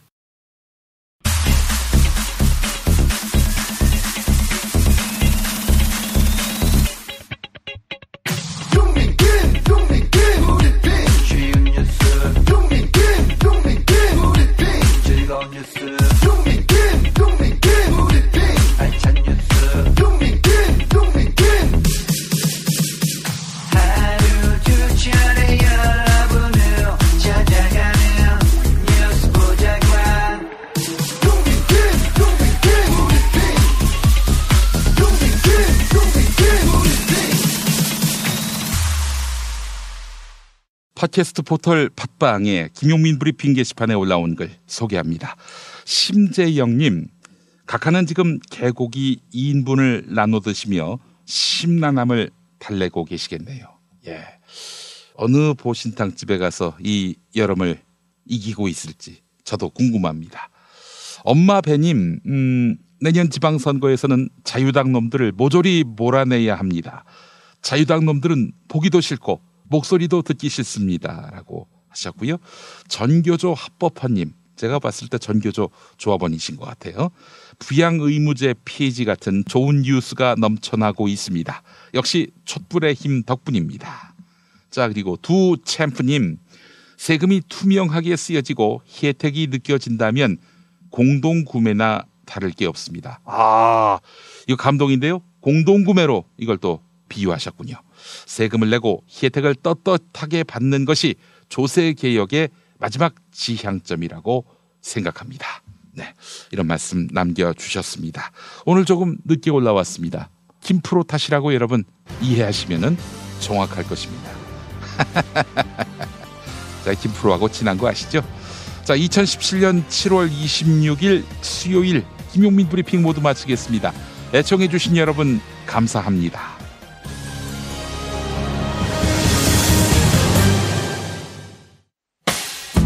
김용민 브리핑과 함께한 시간 어떠셨어요?